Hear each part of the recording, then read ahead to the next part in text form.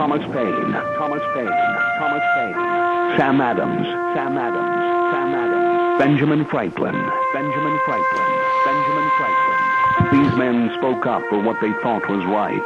From their courage came such documents as the Declaration of Independence and the Constitution of the United States.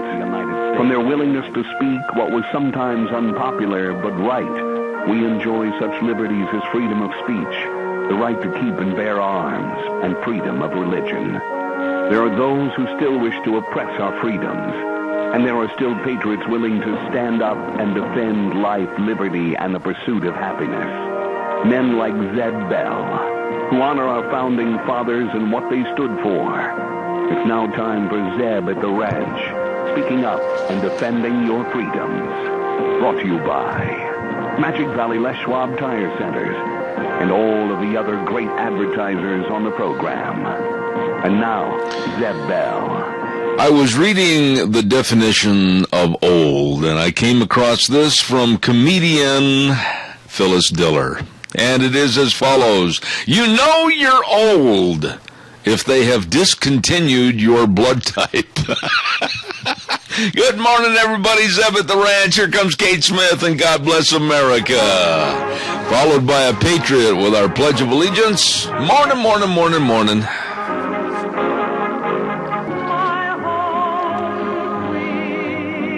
Oh, good morning, Zeb at the Ranch. I'm Zeb Bell, and we are brought to you by our major corporate sponsor, your Magic Valley Les Schwab Tire Centers, and, of course, all 7 locations, including some of the great advertisers, and they are Lee's Furniture, Floors, and More at 459 Overland in Burley, and our friends at Western Waste Services, always at your disposal. Get on the route service today. Call Kelly and the crew, 734-6969.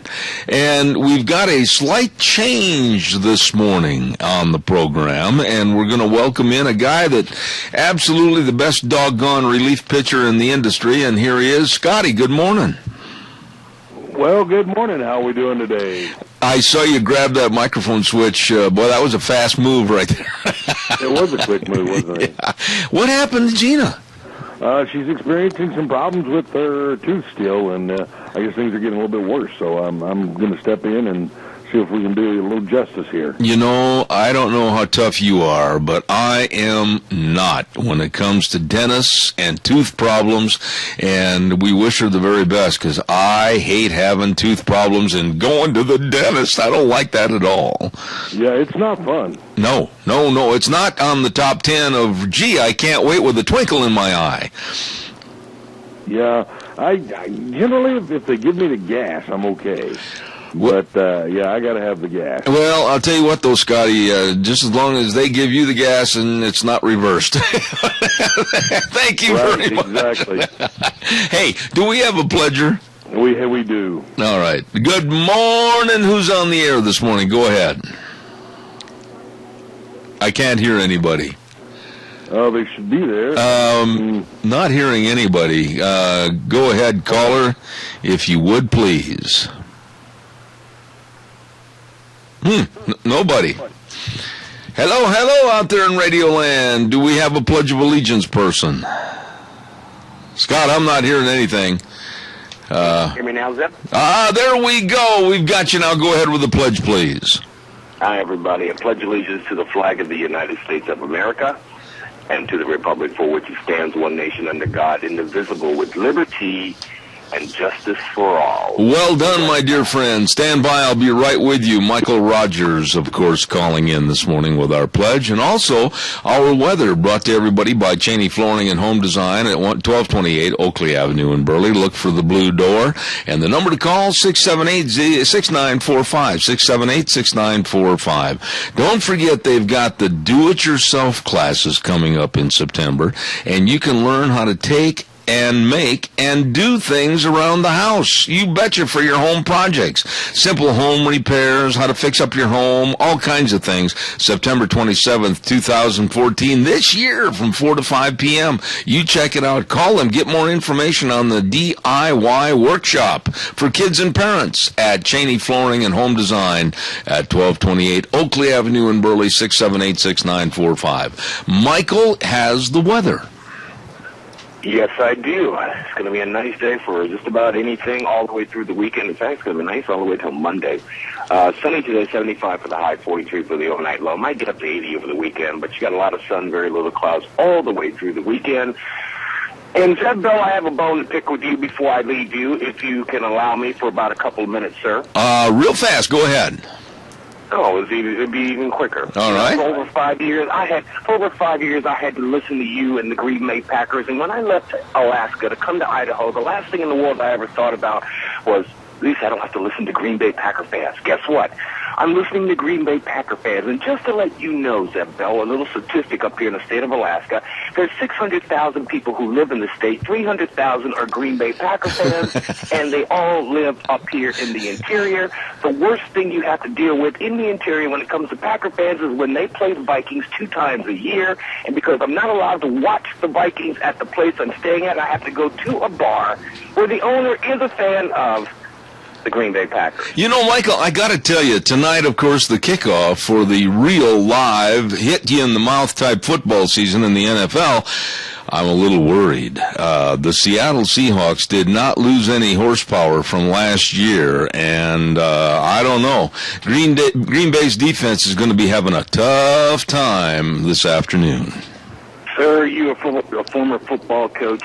There's 16 games in the season. We've got a long way to go. Yes, we do. Yes, we do. It should be a pretty good ball game when we're across the board. Good luck to you, and I'll see you on Monday. Hey, buddy, thank you very much. Michael Rogers Weather brought to you this hour by Cheney Flooring and Home Design, 1228 Oakland Avenue in Burley. Oh, my goodness, it's time for the Livestock Report. Here comes Merv May, the world's best auctioneer. Go ahead, Merv. All right, a good set of steer calves there. Here to get $31, 1.5, 31, 1.5, 32, 2.5, 3.5, 1.34. That's the chant from Merv May at the Burley Livestock Sale Yard, 1100 Occidental Avenue in Burley. Sale time 10:30 this morning. For more information, now I mean this, you call down there at the office at 678-9411, 678-9411.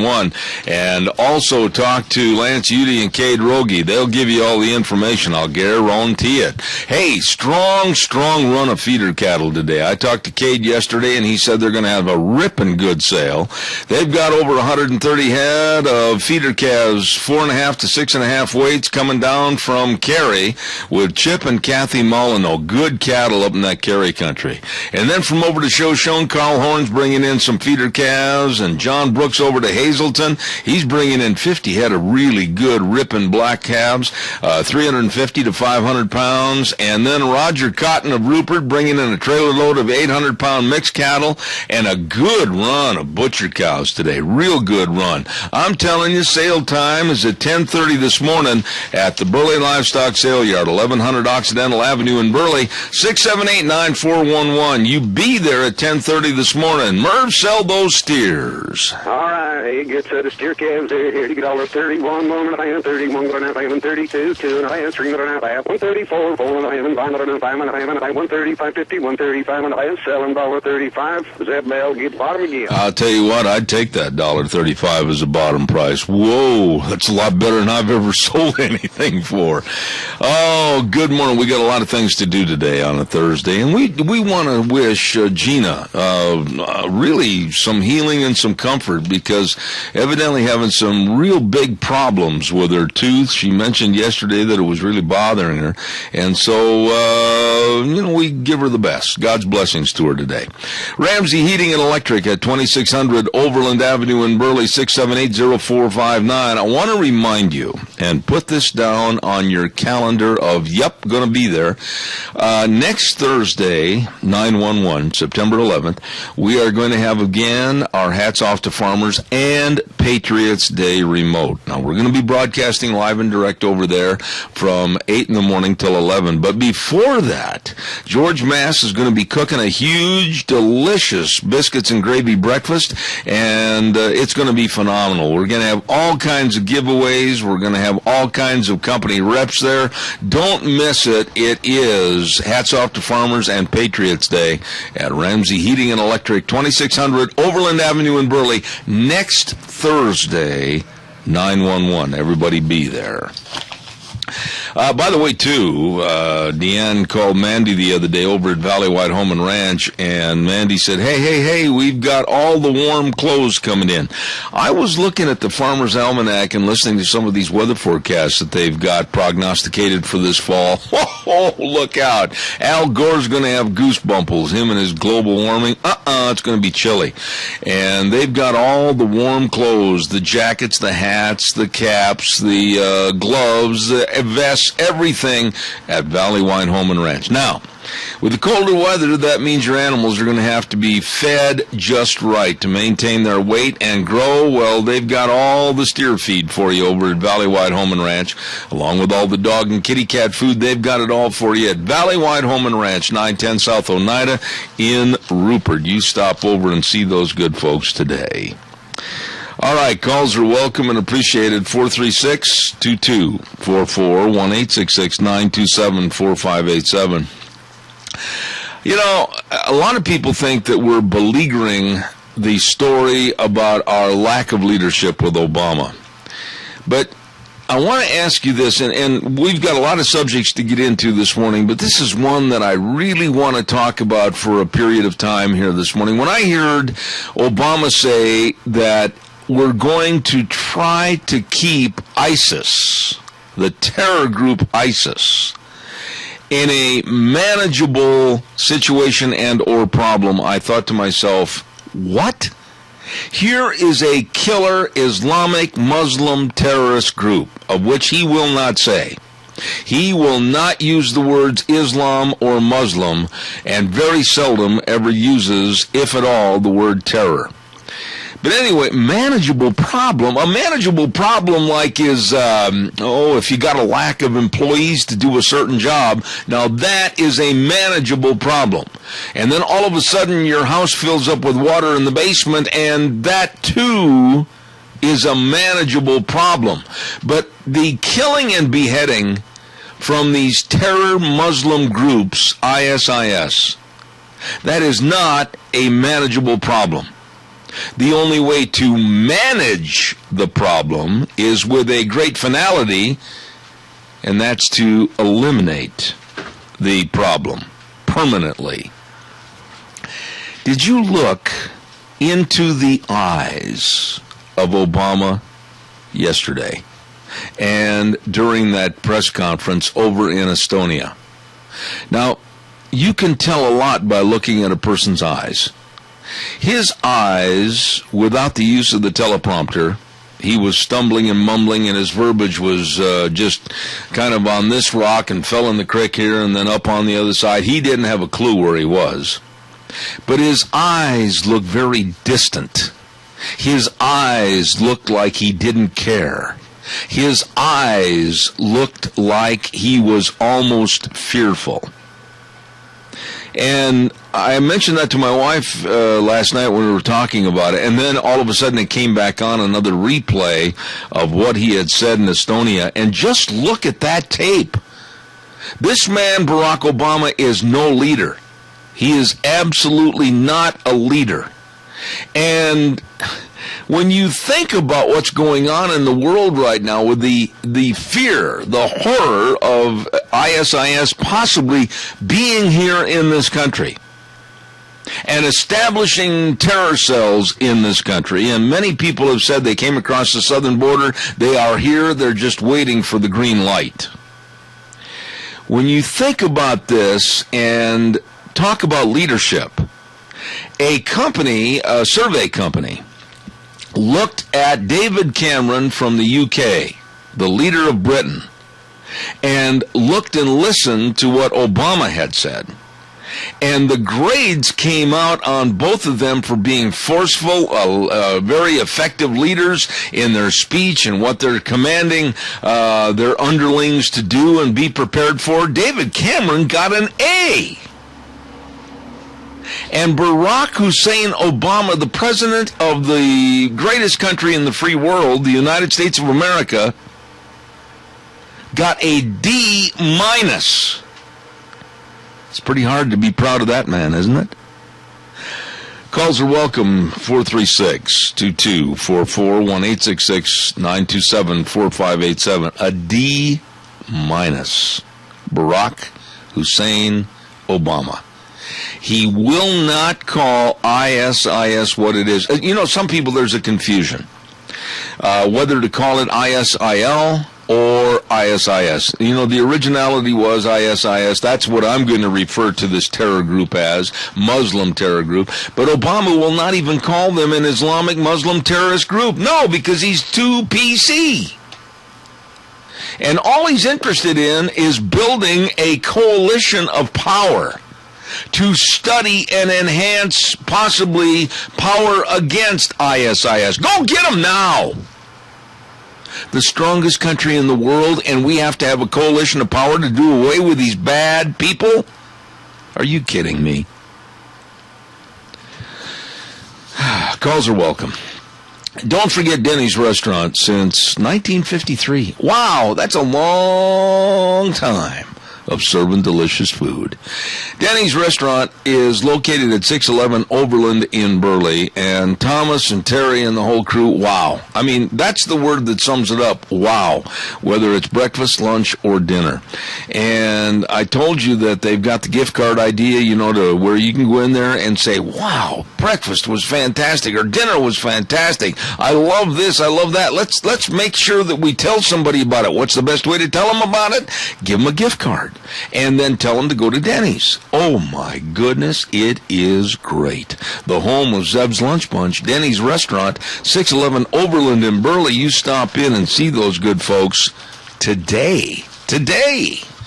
Oh, by the way, too, want to remind you, Barry Equipment and Rental, I want to stress the fact they have 3 locations serving you. One, of course, right there on Addison Avenue West in Twin Falls. The other, South Lincoln and Jerome. And the other of the 3, 159 West Highway 30 in Burley. Barry Equipment and Rental, with the end of the season inventory sale, they've got great bargains for you, whether you're buying or leasing. And check out all the Coyote tractors. They got a whole bunch of Coyotes over there. Coyote tractors for all the jobs you need to do. They've got all the big Doosan loaders, and they've got all the equipment you need. Like I said, whether you're leasing or buying, you really need to get in there today and talk to Barry Equipment and Rental. Addison Avenue West, Twin Falls, South Lincoln and Jerome, and 159 West Highway 30 in Burley. Come on, give me a call. 436-2244, 1-866-927-4587. Scotty is a football fan, and Scotty, I want to ask you something real quick before we get too much further. Are you there? Good. Okay, here we go. Are you going to refrain on behalf of political correctness and your job with our sister station Cat and doing a lot of the sports and everything else? Are you going to refrain from calling the Washington Redskins the Redskins? Nope. Okay. Yeah, no, I don't believe in that, you know, and I don't think it's any degradation to Native Americans or any of that. It's just the Redskins have been the Redskins, and it doesn't have anything to do with anything. And everybody just needs to quit getting all butthurt over stupid stuff, and let's worry about something that matters. Well, there you go. But I wanted to just bring this up this morning because another newspaper has come out, and I believe it is, I'm trying to find it, the New York Daily News has come out this morning, and they are going to remain what they say is politically correct, and they will now only refer to the Washington Redskins, not anymore Redskins, just the Washington team. Really? Yeah. And are you aware, Scotty, that 71% of Americans, almost 3/4 of Americans, and they came out and said, no, leave the team name alone. They're not doing anything to slander or be libelous. They're not doing anything to be demeaning of our Indian friends. Nothing. And 71% said leave the name and the logo alone, but still we cater to the minority. Okay, and I kind of have a little bit of a personal investment in this as well. In Oklahoma, our mascot was the Quentin Savages. Yeah. Right? Yeah. And we had the same exact logo as the Washington Redskins, exact same logo. And back where I'm from, over there in Oklahoma, there's tons of Native Americans. Yeah. Tons. Not one time did we ever have a single problem. Well, not one time. Scotty, the problem is that someone saw money to be made. Someone saw a lawsuit that was waiting and just willing to put money in their pocket. And we were the Fort Atkinson Blackhawks back in Wisconsin, right, with a logo very, very similar, not exactly, but very similar to the Redskins and your Savages in Oklahoma. Correct. And we changed our high school name from the Fort Atkinson Cardinals, and we were perennial losers. I mean, man, we couldn't win anything. We'd go into the locker room and play tiddlywinks at halftime. We were so bored. And then we changed our name my sophomore year to the Fort Atkinson Blackhawks, and with that change of name and the change of attitude and everything changed, that next year we went on to be state champions in 2 athletic events. I think some people just have more dollars than sense and not enough stuff to do. Amen. Do we have a call? We do. All right, let's take that call. Good morning, caller. You're on the air. Talk to me, caller. I'm here. I'm not hearing anybody, Scotty. We got the wrong button pushed, I think. There. Caller, good morning. You're on the air. Nah, still nothing. Hopefully we can get him on. We dropped the call there. Oh, well, call back, caller. Sorry if we got cut off. We didn't mean that. So give us a call back, please. And while we're waiting for your call that we hope is coming back in, nothing like having a talk show with no calls. That's not good. So give us a call. Snyder Surplus, 112 South, 200 west of Rupert. Don't forget they've got all the hardware tools. That's right, they've got all your hardware tools. And they got lots and lots of tables and chairs. They got guns and ammunition. They've got all the, my goodness, I don't know. Deanne, you'd better come in here and tell me what this says here, because it is not very clear to me. And don't forget they've got all the desks, and they got the banana-sized food boxes put together for only $10. It is your place to go and check it out today at Snyder's Surplus, 112 South, 200 west of Rupert, and you stop in and see the new store and all the great products that they have. Those are totes. That's a toot. Okay. Thank you very much, and calls are welcome, 436-2244, 1-866-927-4587. And time for the Capital Press Ag Minute, and then we'll take some more of your calls. The Capital Press Ag Minute is brought to you by OnlyAg.com.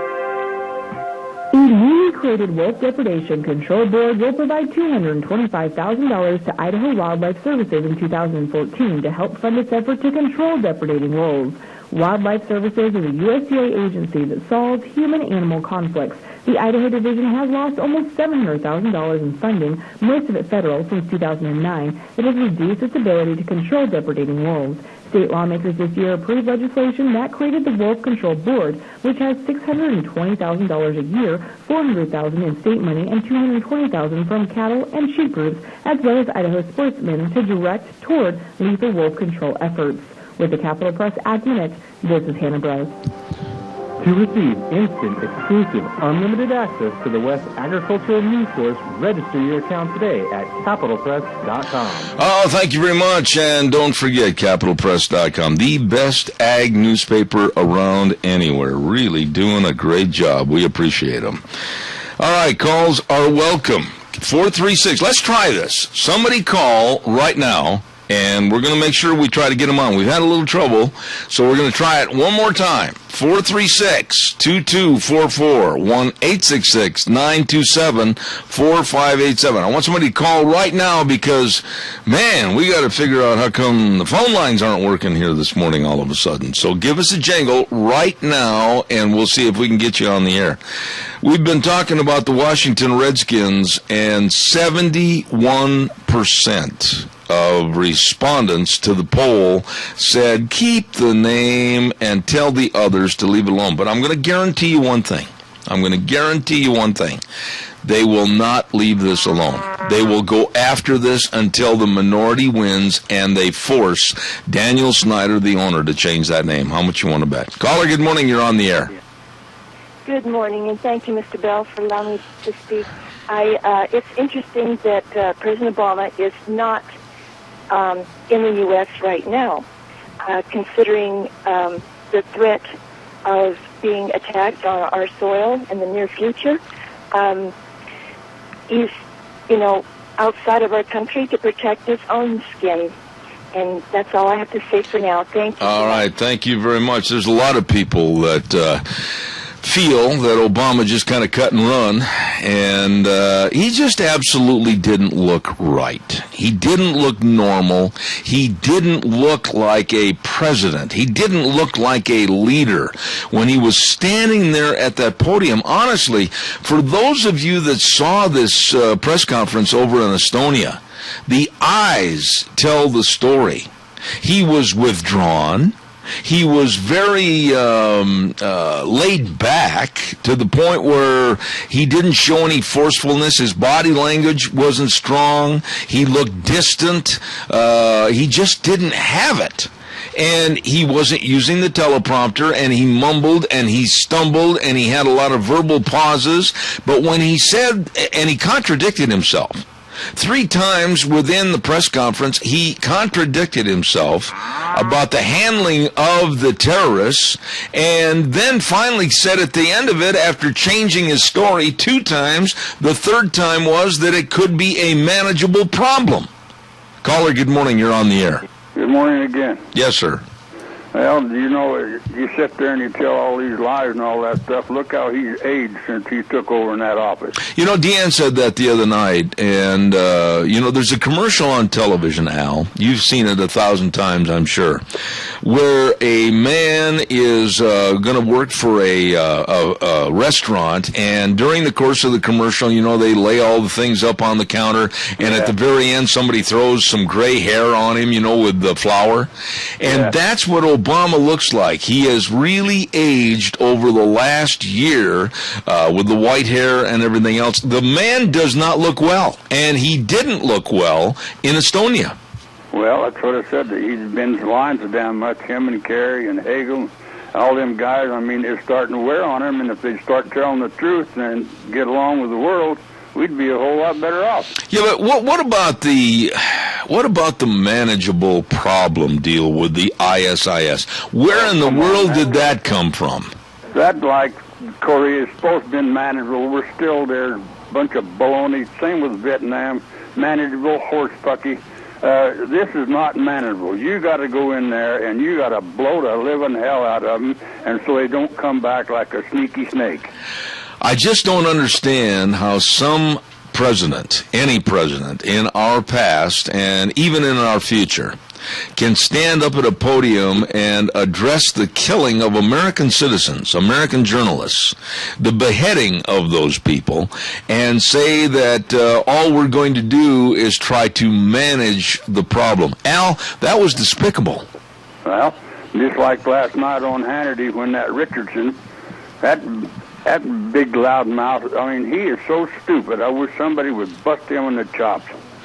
I did not see Hannity last night, and I heard about it, though, and there's certain times that I just can't watch every news show that's on the docket. But I will say that if you look into the eyes of Obama, and I think you'll agree with me, and look at the repeat of that speech or that press conference in Estonia, that man looked completely disoriented. I know he was, because he don't know which slide to take and figure out what he said 2 hours ago because he forgot what he said 3 days ago. Can't argue with you, my friend. And then on the opposite side, his own vice president yelling and screaming into the microphone saying that they would chase these vermin to the gates of hell. Boy, there was a difference right there. Yeah, well, he finally woke up. But anyway, tell the Redskin people to keep the name and them do-gooders that want to drop it, tell them to shut up. I couldn't agree more. Al, thank you for your call. God bless. Have a good day. Calls are welcome and appreciated. 436-2244, 1-866-927-4587. Give me a call. The president is not presidential.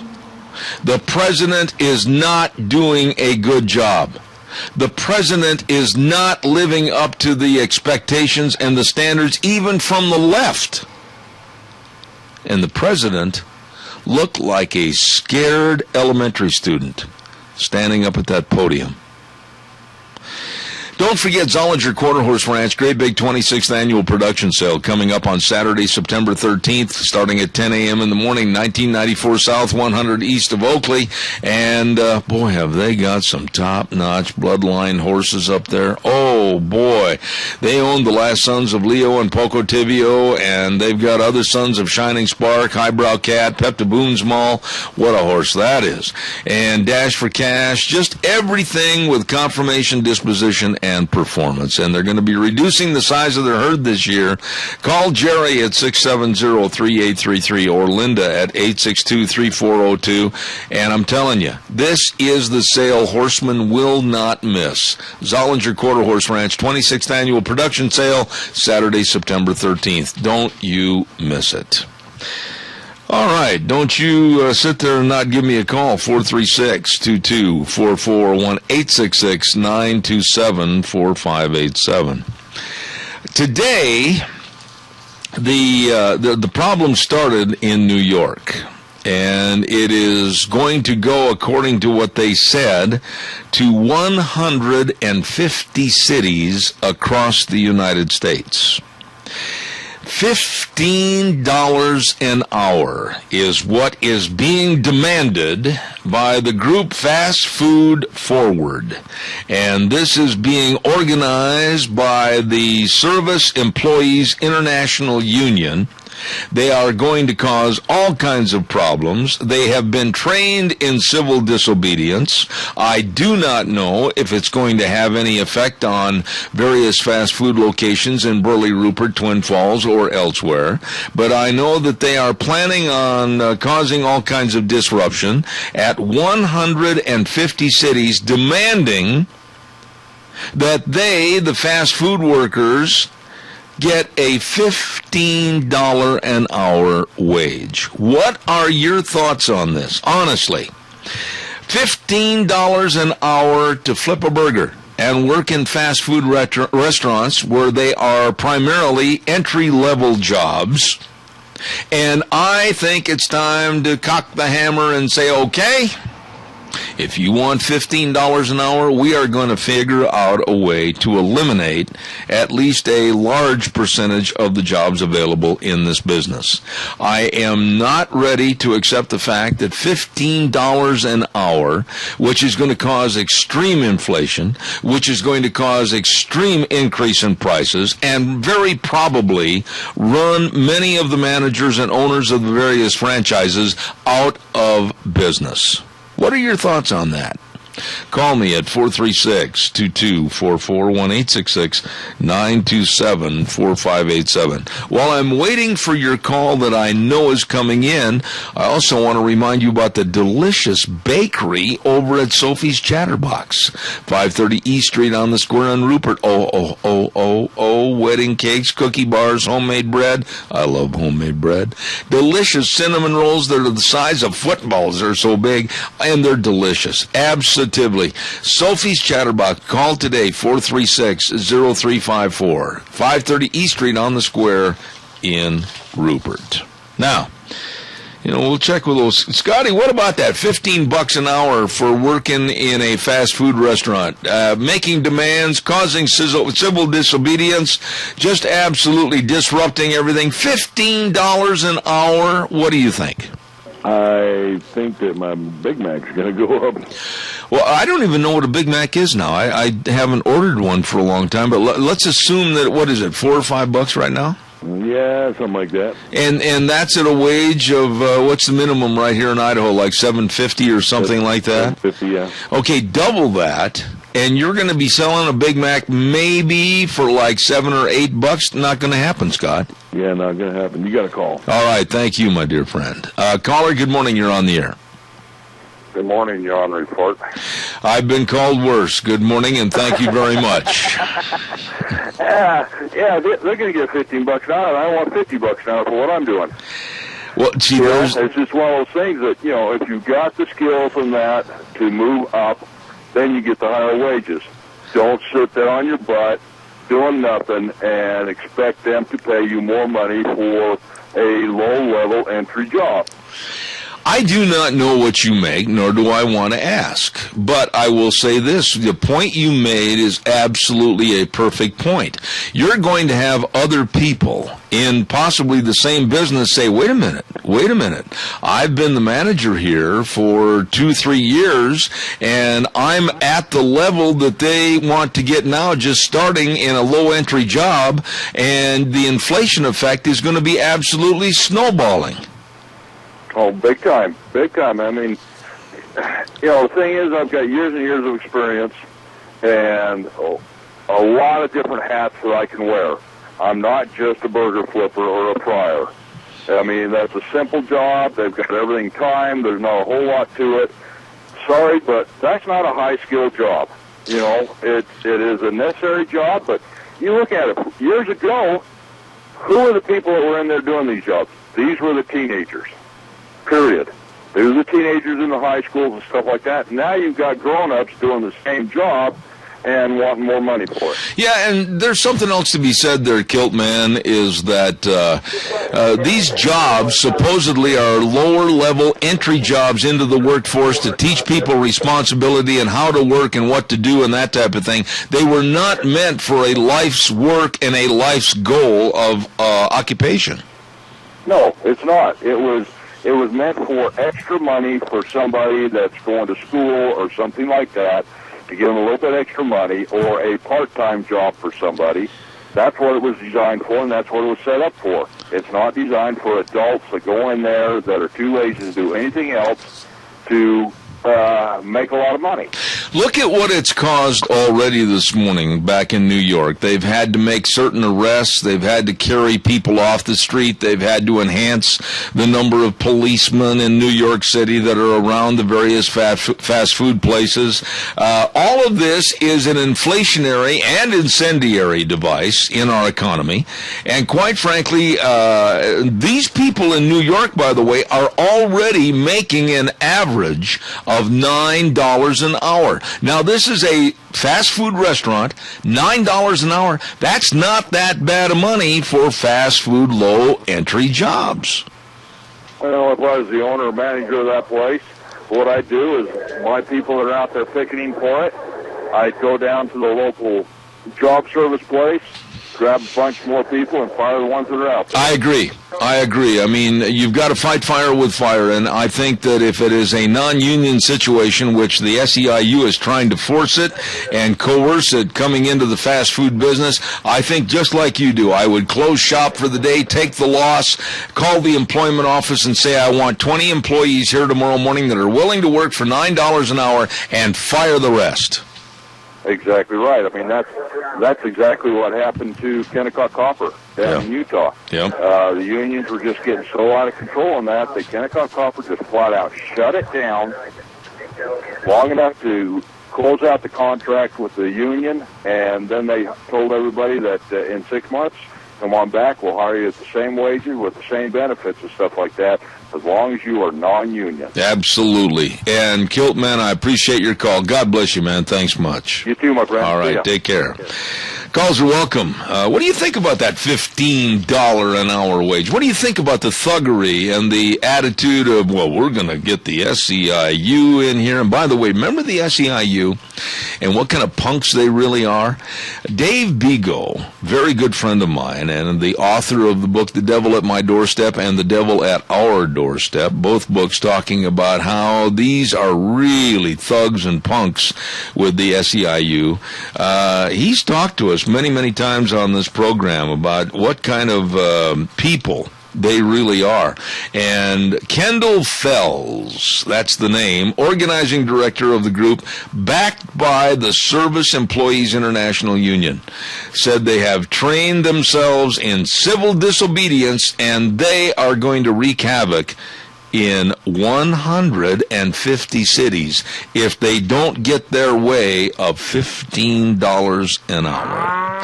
Caller, I'm going to ask your patience. Now, you got to sit there and promise me you're going to be there right after I do the weather forecast.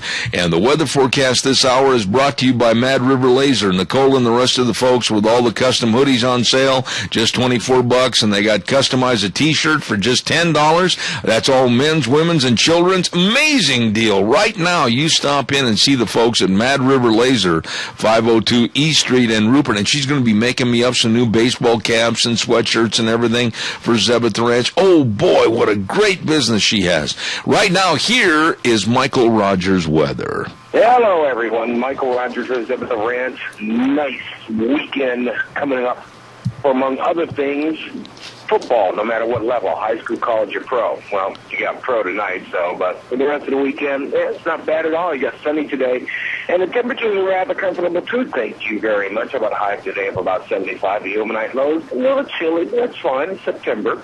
Looking for temperatures for the overnight low right around the low 40s. So enjoy the day, enjoy the weekend, enjoy the weather. It's the only weather you've got. Thank you, Michael. Appreciate it. And by the way, she's got the buck knives over there at Mad River Laser. Buy a buck knife and she'll engrave it for you free right there at Mad River Laser in Rupert, right on the square. Good morning, caller. You're on the air. Yes, Zeb. You said Devil at Our Doorstep by Dave Bego. Saul Alinsky has two very prominent students. One is Barack Obama, and Saul Alinsky at one time was a community organizer himself, and then also Hillary Clinton. And this is very, if you don't know, I'm not saying you don't, but if you don't know this, it's very easy to find these things out. That's right. And let's face it, if we were to have 16 years of this, we were done as a country. But in his book, Rules for Radicals, Saul Alinsky dedicates his book to one person, an entity. Yep. Lucifer. Yeah. And you talk about the devil at our doorstep. They're in our house, and they're abiding with us, folks. If there's no safe haven for something good, may it be your home, at least, and may your children be able to grow there and learn there and become something there that will fight this, because evil does exist. And it's in the form of this president, Hillary Clinton, and everybody else, SEIU, everything else. It's in our lives, folks. Randy, let me ask you a quick question here before we get strung out here real quick, okay? How many people do you know, and I don't want you to mention jobs or anybody's name, but how many people do you know here in southern Idaho that make right at $2,400 a month? Well, I know some, yes. Okay. Without thinking about it, yes. Well, in other words, let's round it off and say they're making right at about $30,000 a year, right? Right. Okay. Now, you will find, I think, that most people in the state of Idaho, when you have the averages, maybe you're pretty close to the average income right there for working people at $30,000 a year. I'm not saying that's a great wage. I'm not saying it's a living wage. I'm not saying you're going to get rich and go to Tahiti. I'm just saying that might be a good average. But now the fast food people, the burger flippers, and the people that put the bun on the burger are demanding $15 an hour, which equivalates to $30,000 a year in wages for low-level entry jobs. Look at the inflation effect that's going to cause, a ripple effect across the board. Right now, our economy can't handle that. No, it can't, unless you live in North Dakota, where the economy is so roaring that they make that plus up there because of natural capitalism and free market. They get it paid up there because people can afford it. Yeah, but the point I'm getting at is, and Kiltman brought it up during his phone call, you can demand and stamp your feet and clap your hands and say you want $15 an hour. But do you realize what you're doing to cause inflation that's going to put you at almost a lower buying power in the future because of the inflation that you caused? Well, exactly. It's not something that can handle these people that own these places. If they do this, some of these fast food restaurants will start to disappear. That's right. And you will see it. That's my point. There will not be a job. It's just like they said. There's children out here that want to work, and because we've banned them because of work, whether or not it's wages or whether or not it was somebody saying that you can't work till you're a certain age. This creates a situation where they're idle. Where is the incentive in our country? Where is the incentive in our country to have a low-level entry job, study hard in school, say that you want to be a rocket scientist, say that you want to be a nuclear physicist, say that you want to do a teacher's job, a professorial job at a college, whatever the case might be? You're not going to have incentive if people are given a $15 an hour low-level entry job and they're going to call it their life's work as a life's wage. It's just not going to happen. No, and it's not going to happen, and it'll eventually, it's just breaking the system. It's breaking down what is right, what is normal, and that, of course, is what they want. The people that are there protesting are useful idiots. They're called useful idiots, and they are idiots, apparently. And, if you can't find a job and aspire to better than that, then I guess you're just going to settle for less, and eventually I guess you'll just, if this thing goes south, you'll just be the useful idiot that you always were, that you'll always be. You got to strive for betterment, don't you? Well, that's exactly what Kilt Man said, and I know Kilt Man pretty well. All right. Is that we deserve what we get. You earn what and then you have pride. And nothing is better to see a young man who has found a job where he's good at it and he's getting paid a good wage. I'm telling you, that guy is motivated, and he gets to buy himself a pickup. Maybe he's renting a nicer home. Maybe he gets a chance to buy a home. And then he finds, let's say he's going to get married and he has a nice home and he's providing and he's proud and he lives in town and he drives down the street and everybody's waving at him and he's friendly and he goes in and he has money to buy things. Yeah. And he's part of the American system. That's America. But we can't kill the American dream by falling to the demands of those that only want something for themselves for the here and now and don't give a rip about the future. Randy, I got to run. Thank you. You're back. See you then. Thanks. Let's not forget our Magic Valley Les Schwab Tire Centers. All 7 locations serving you with the best of tires. They got a big tire sale going on right now. That's right, a big tire sale. Why, they've got tires starting as low as $39.99. Low-cost tires, all-season design, just $39.99. And then they've got the Ultra Z900, all-season design, 65 to 80,000 mile warranty. Ooh, that is a good tire. And the Wildcat AT2 and the Open Country AT2 for your pick-em-up trucks. Oh, yeah. I mean, they've got them all for all the different styles of driving. Right there at your Magic Valley Les Schwab Tire Centers. And I want to stress the fact, the best in brake service. Yes, sir. Professionally trained technicians that really know brakes. Stop in and see Lane and Rupert, Dave on Blue Lakes and Twin, Mike and Buell, Mike and Jerome, the Twist family and Paul, John on Poline and Twin Falls, and Randy on Overland and Burley. Your Magic Valley Les Schwab Tire Centers. Calls are welcome. I got time for another couple of calls. And, oh, by the way, I also got to tell you this story. Actually two more school districts in the state of New York have thrown their hands up in the air, and they have said no to Mama Obama's sickening school lunch program menu. 2 more school districts, and there are more falling like dominoes, have said no, the kids aren't eating it. They don't like it. The portions are too small. and there's no taste. And the kids are going, oh, and they're throwing it in the garbage. And the schools are saying they can't absorb this expense. It's way too expensive. And they're literally dumping Mama Obama's school lunch program. Good morning, you're on the air. Good morning, Dad.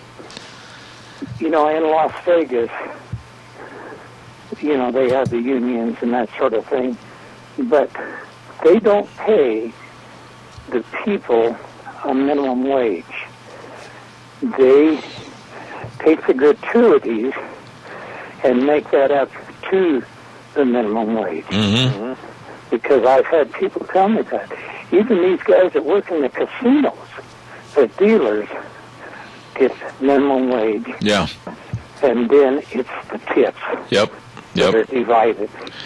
And those tips go in a special place where they can't do it, and then it's divided.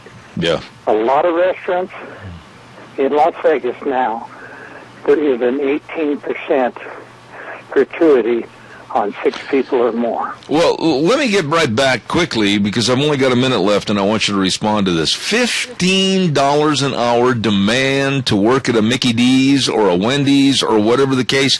Keith, quickly, $15 an hour. What in the world is that going to do to an inflationary fire to our economy? It's just going to destroy it. It's just going to destroy it.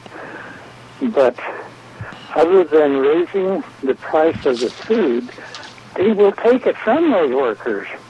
They'll charge a larger gratuity, which costs the consumer more money and everything, so that they can keep operating. I agree.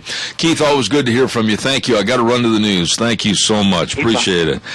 Appreciate your calls and comments. And coming up next hour, we've got the Chamber Report with Kay Cameron, and then Scotty and I are going to talk a little bit more about some certain subjects. And then, of course, we're going to have Dog Nation and Rita Ramsey and everything else. So don't go away. It's a Thursday. Oh, boy, am I glad. Zeb at the Ranch. I'll be right back. Zeb at the Ranch, and we'll just go da-dum, da-dum, da-dum, da-dum. There's the bumper music, and welcome. Brought to you by our major sponsor, your Magic Valley Les Schwab Tire Centers, all 7 locations serving you, along with some of our great advertisers, and they are Lee's Furniture, Floors, and More at 459 Overland and Burley, and Scotty's getting ready to play the jingle, Western Waste Services. From the canyons of the Snake River and all across southern Idaho,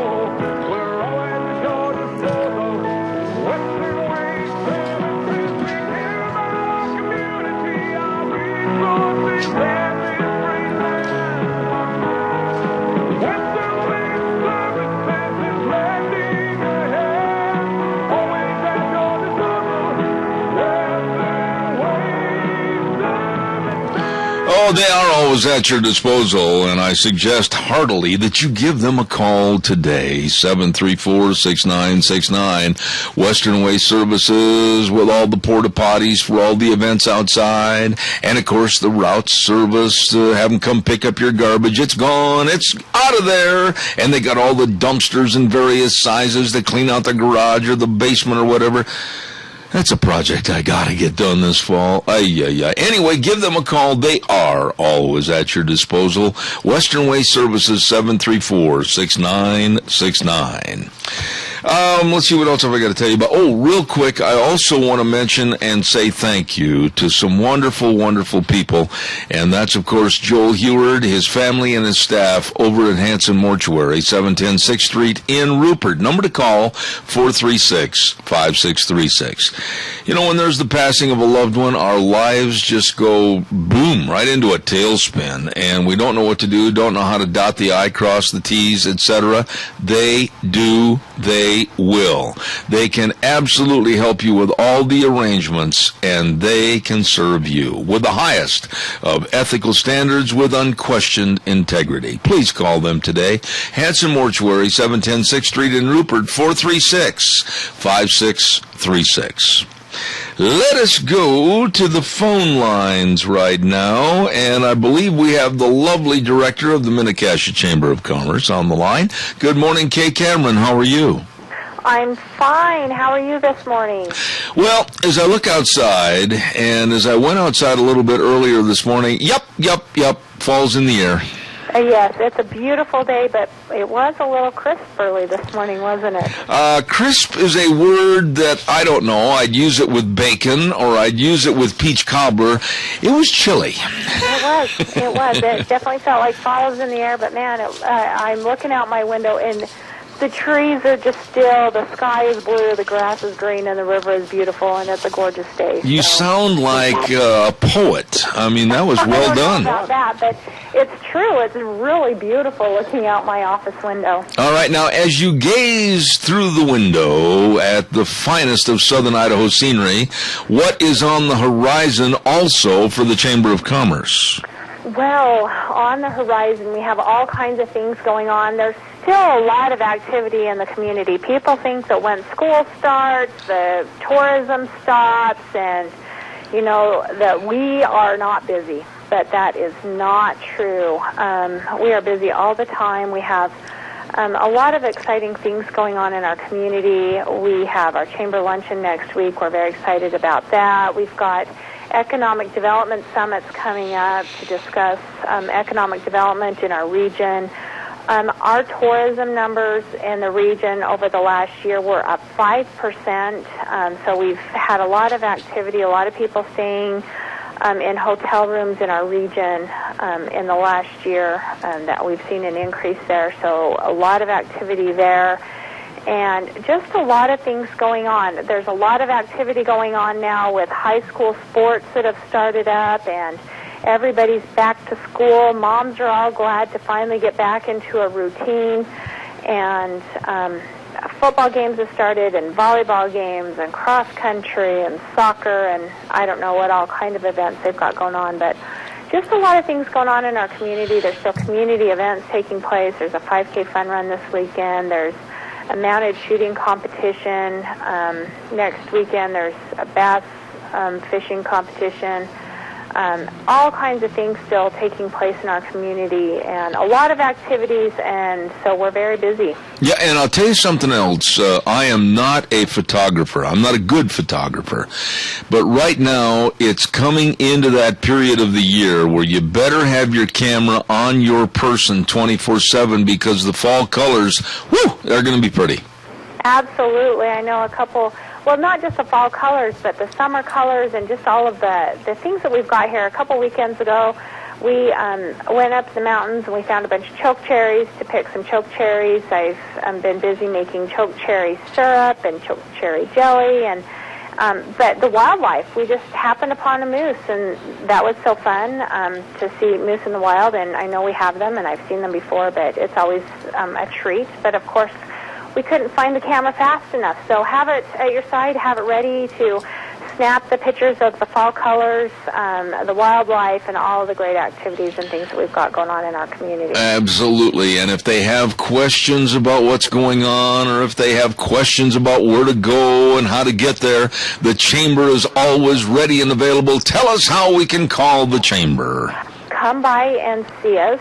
We are located at 1177 7th Street in Heyburn. And bring your walking shoes and go for a stroll down the walking trail here, because it really is beautiful.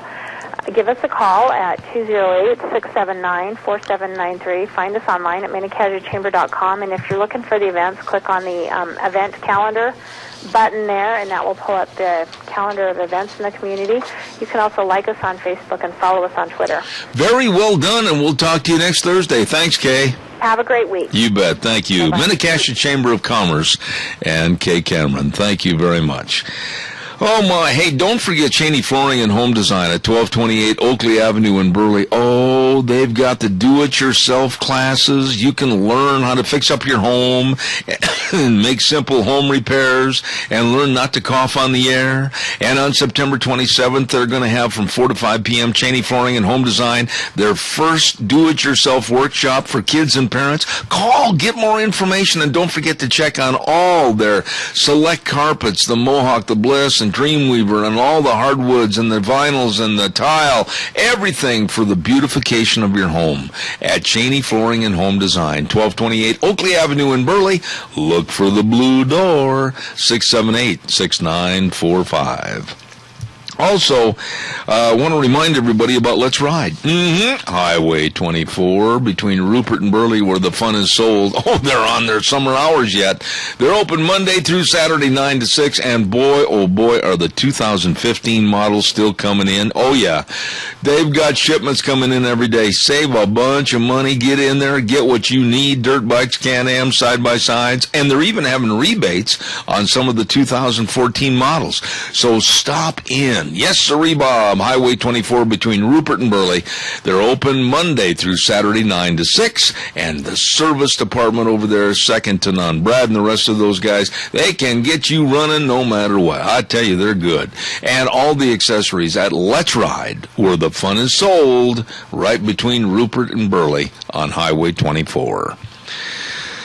Okay, give me a call, 436-2244, 1-866-927-4587. Scotty, you're a big guy, okay?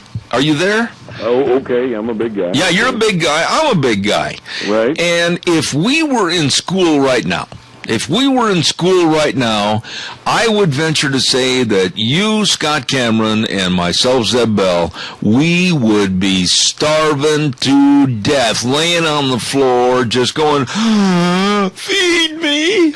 You know, we used to have a pretty good cafeteria where I went to school. Yeah, me too. Me too. It was good eats, man. And then, if we wanted to go back for some seconds, sometimes we could do that. Yeah.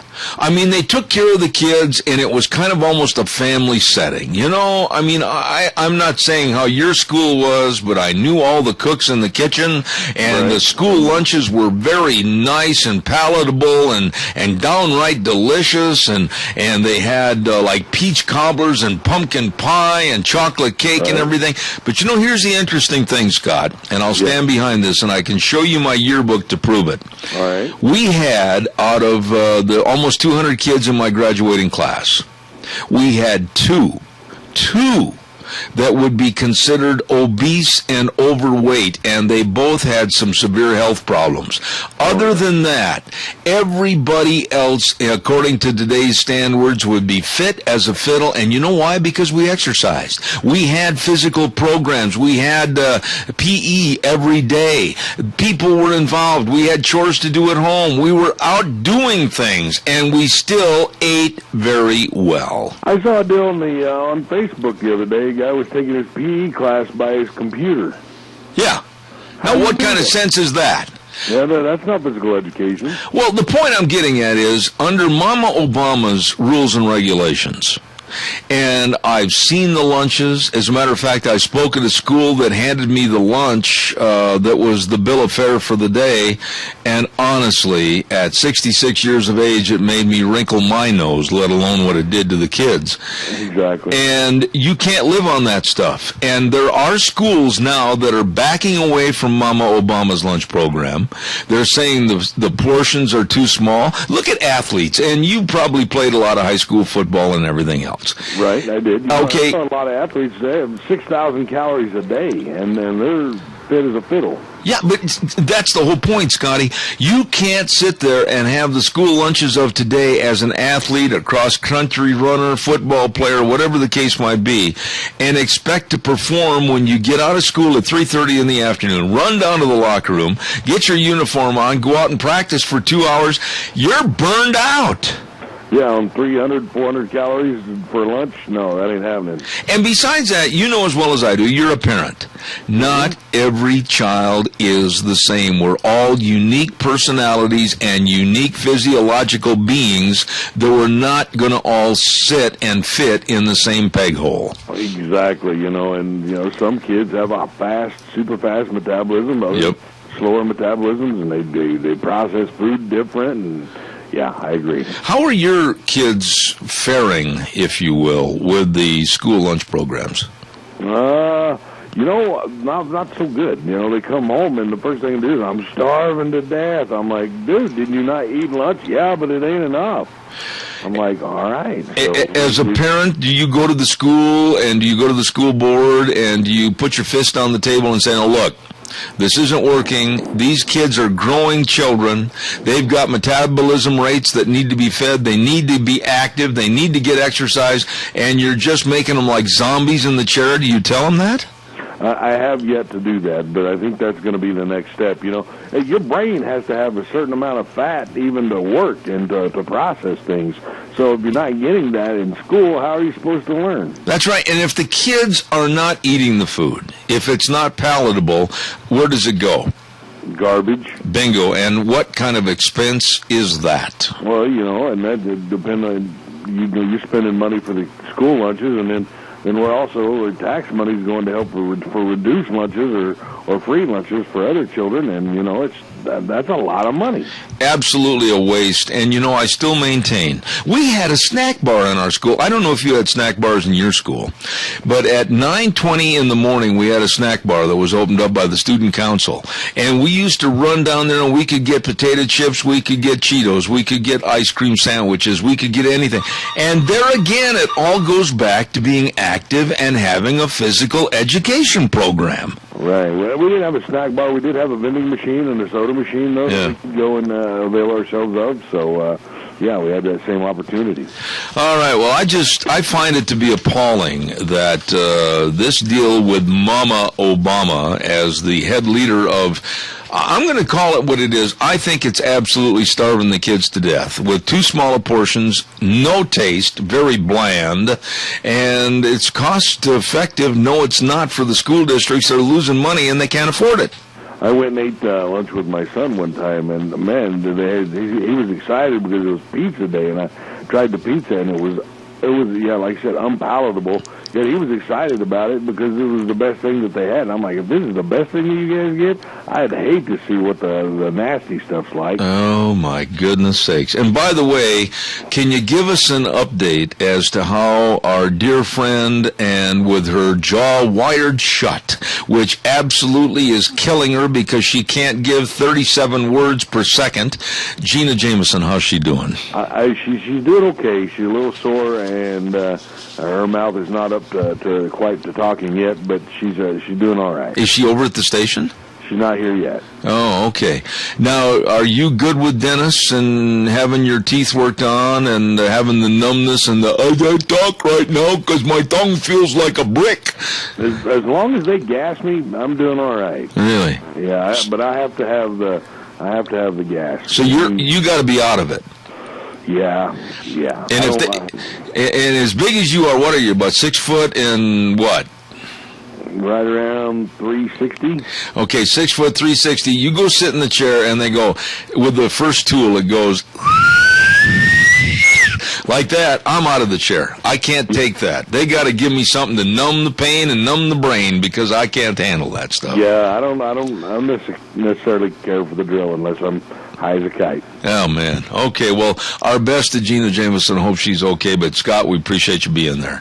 My pleasure. Don't worry about your life insurance needs. Don't worry about your health insurance needs. Don't worry about your retirement planning or your employee benefits, because if you have taken the time to sit down and visit with the professionals, Cameron and Siemens Insurance, Highway 24 in Rupert, 436-4424, you're okay. Everything's okay. It's done professionally.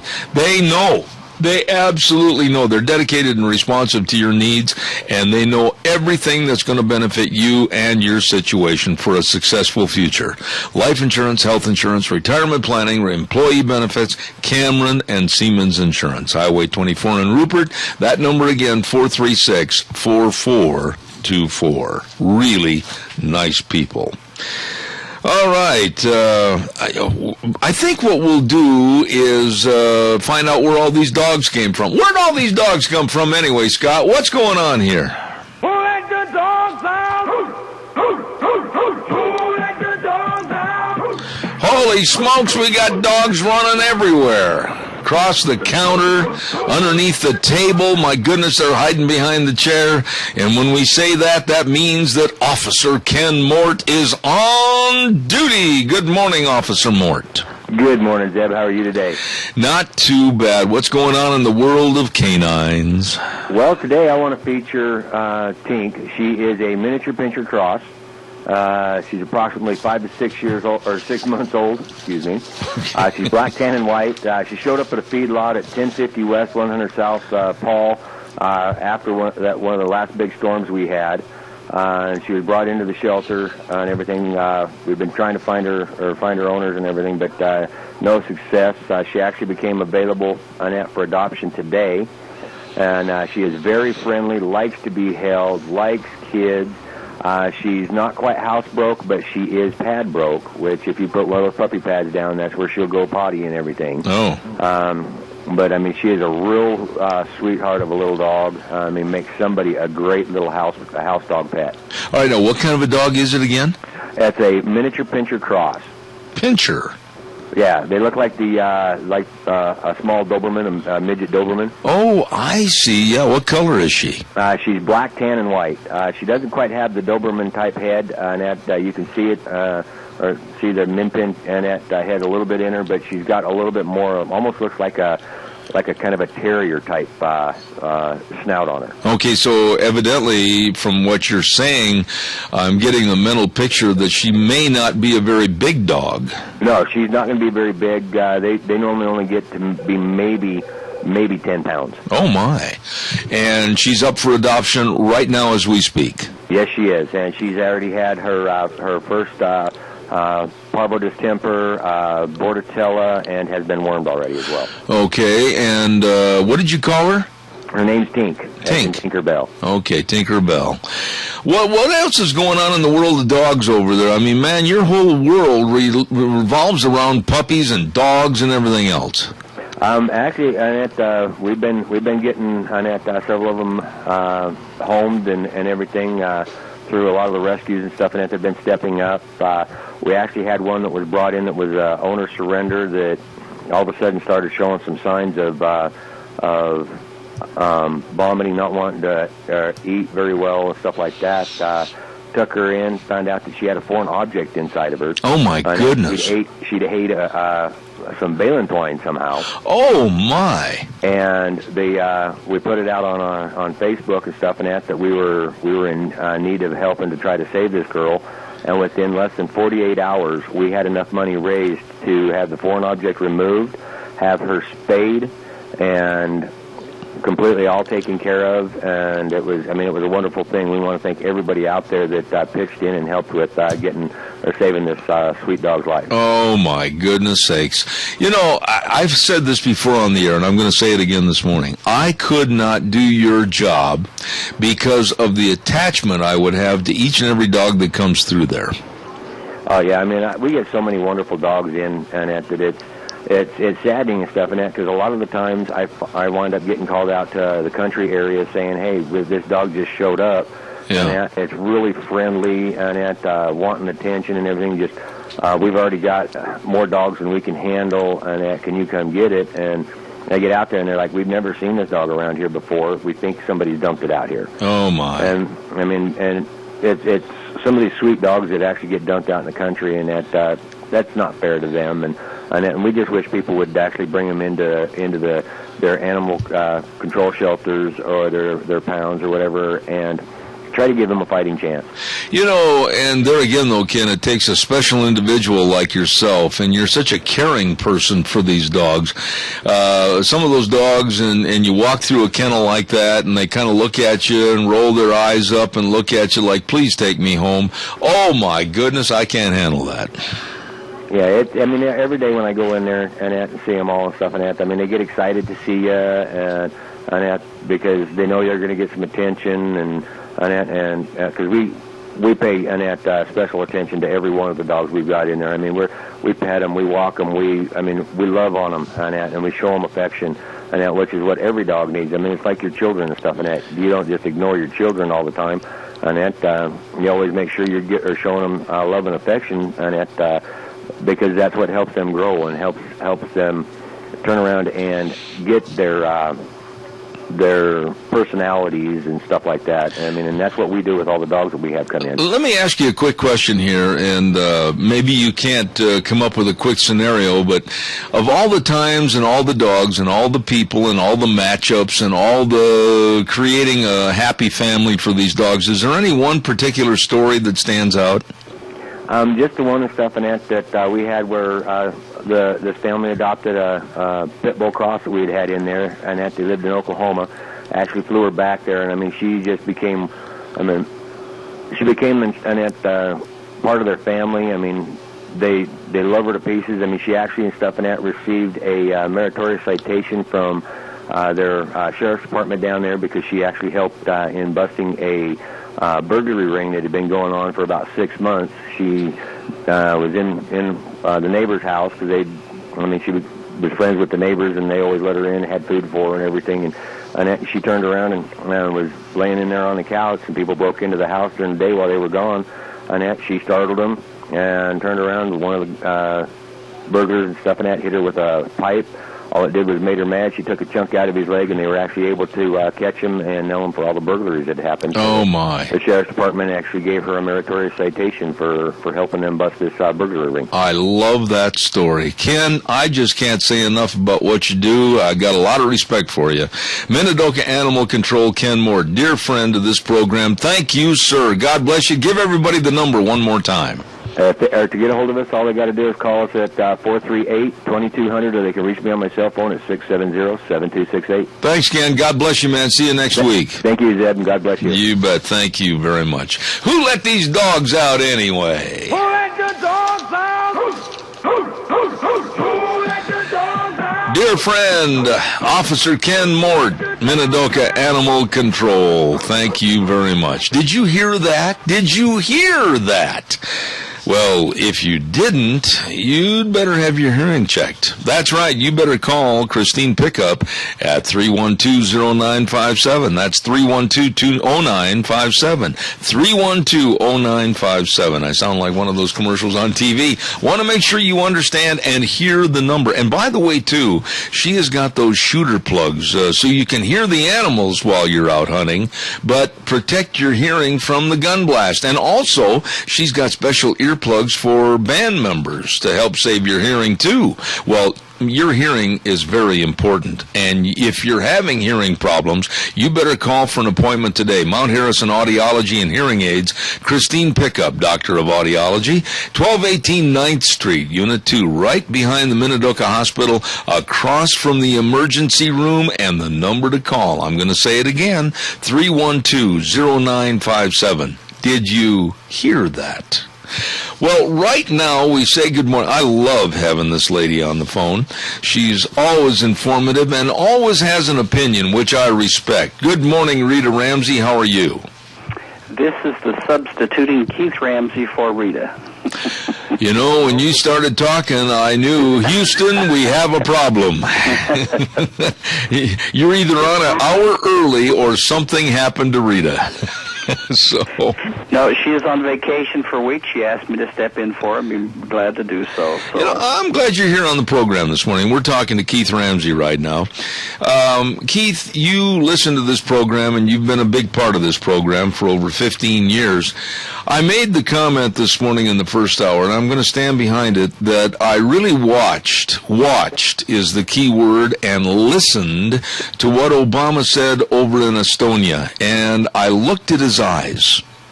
And I'm not exaggerating. For those that can pull it up on the websites, etc., and check it out what I'm saying. I looked at his eyes, and there was a man standing there at the podium that had a distant, almost not caring, and almost fearful look in his eyes as he was trying to describe what he is or is not going to do about terrorist Muslim ISIS group. And he's not even showing any aspects of being a true leader of the free world. You know, that's the sad part of it, Zeb. We as the American people deserve better than that. There are literally millions of people that have given their lives and their service in behalf of this country.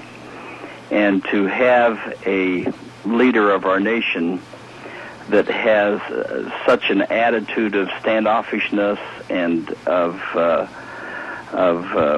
asking other people to do our jobs, going out into the world and saying, we need the communication of the world to be with us before we can actually come up with a terror program. And all the time he leaves the office and goes out and is on his vacation, and that's okay to be on vacation, but it's not okay not to be in charge, and he is not in charge. Well, okay, let's back up a little bit, and then we'll take this call. Caller, stay right there. I want Keith to give me a short answer on this.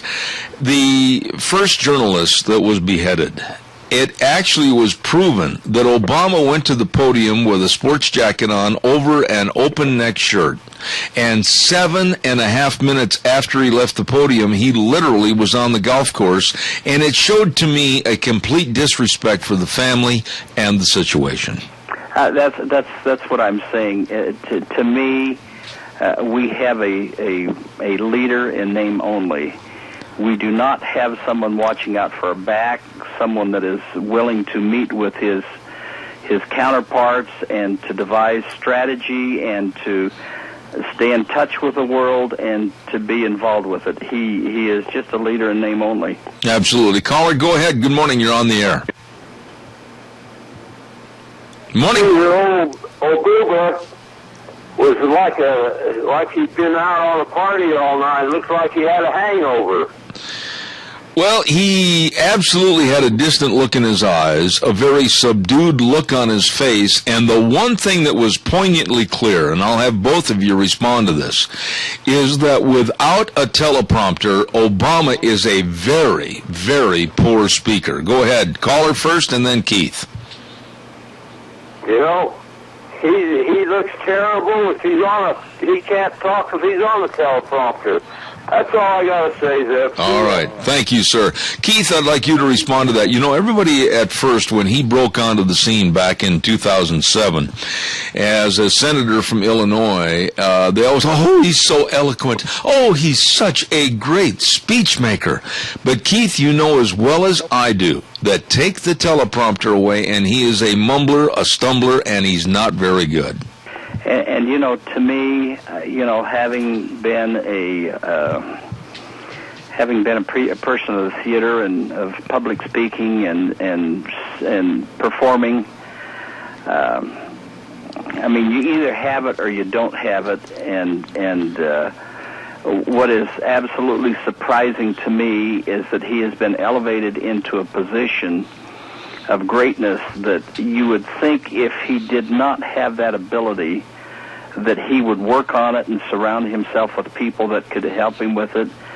But the people that he surrounds himself with is out on the golf course. It's not in public forum. You said something a minute ago that I want to elaborate on. You said, begrudge him a time for vacation, and I certainly agree with you. I didn't begrudge any president before him the time away from the Oval Office so they can get their thoughts cleared, and they're still in contact with what the world situations are. However, it's a matter of optics, and like in the first case of the beheading of the journalist, leaving the information room and jumping into a golf cart and going back out on the golf course, again, I thought that was very poor optics. And other situations that this president has just not shown the caring for the situation. Am I wrong? No, it only brings me back in history to our former president. If you remember correctly, George Bush quit golfing. Mm-hmm. And I don't think he loved it any more or any less than anybody else that wants some time out. But for the sake of the decency of the office and the people that he was called to serve, he went to work. Right. And I don't begrudge anybody their time off. But when you're serving the public, that's who you're serving. You're serving the public.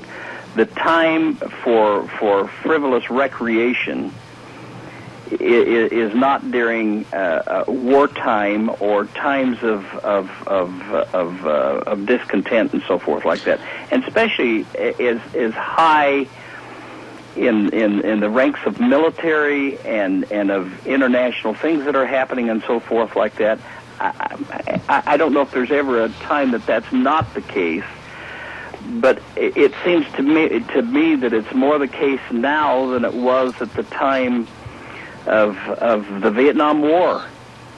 And I was listening to a news program last night, and they said, the last time that we declared that the United States actually declared war was the Second World War. Yes. Mm-hmm. And I'm saying to me, we have been in conflict now for the last 40 years with various factions, and equally as important. I'm not saying they're less important, but it seems to me that in a general attitude that we, the people, deserve a better leader. I've got to go back to this as part of what was said in Estonia. At the first portion of his question and answers and his looking at the news media and giving out his scenario for how to take care of ISIS, he started by talking that we have to kill them, we have to get rid of them, we have to absolutely destroy the group, he said. That's right.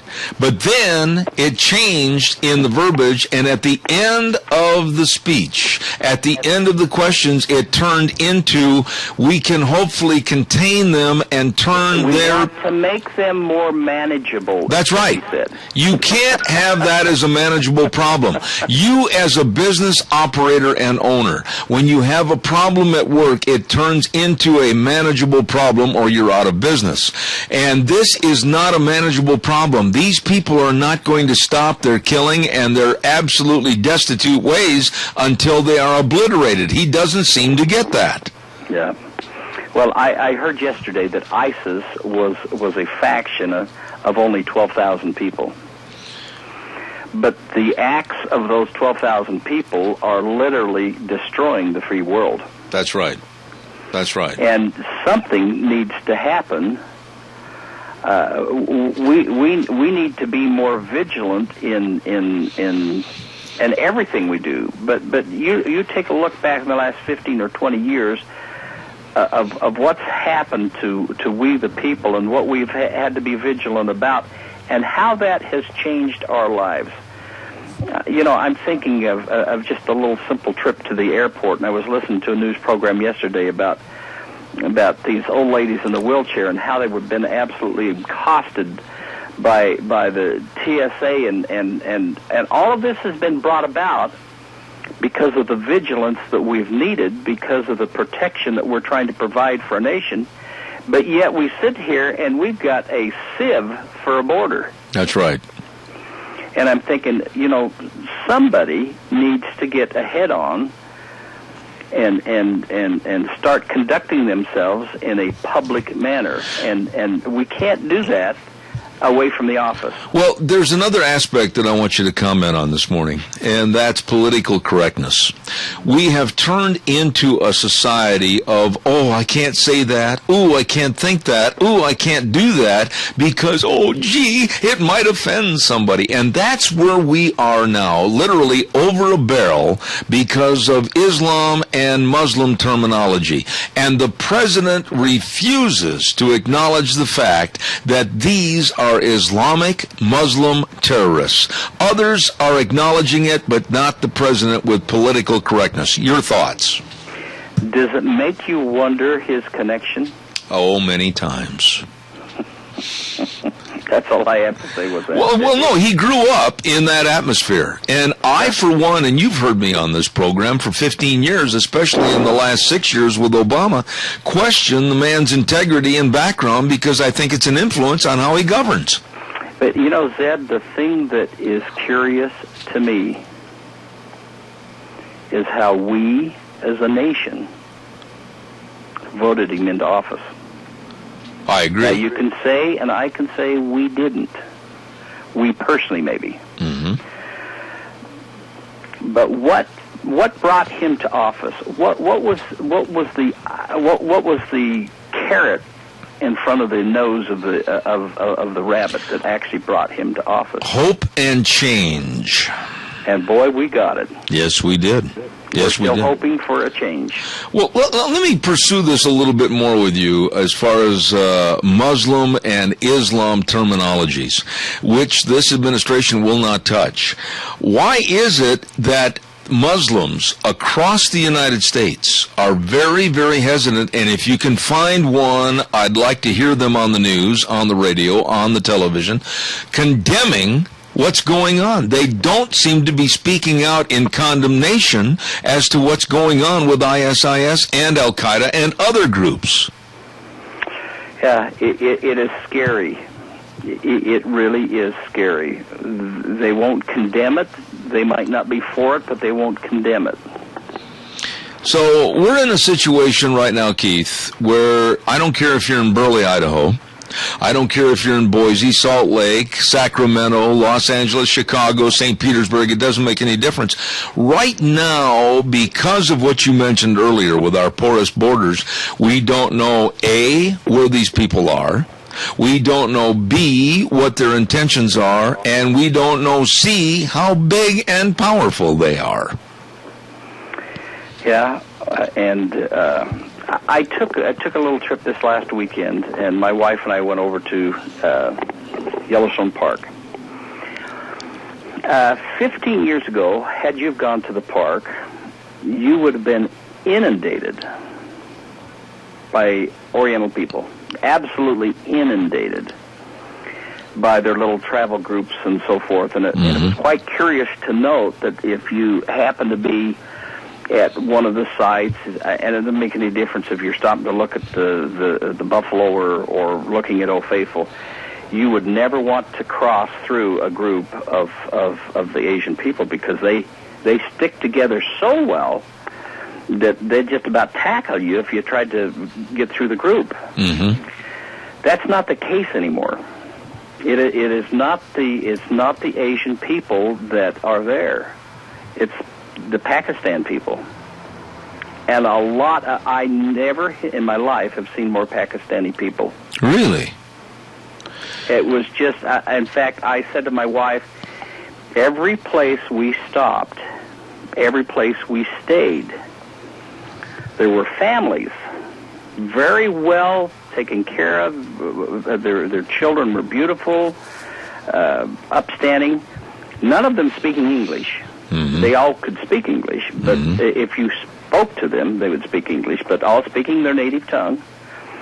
And I have nothing against that. What I'm saying is the mix has changed. I want to mention, before we run out of time, and I've got about 5 minutes left here, Keith, as I said, you've been a dear friend of this program for a long time, and we've done a lot of things together, and we're going to be talking next hour about a special day coming up next Thursday. Hats off to Farmers and Patriots Day.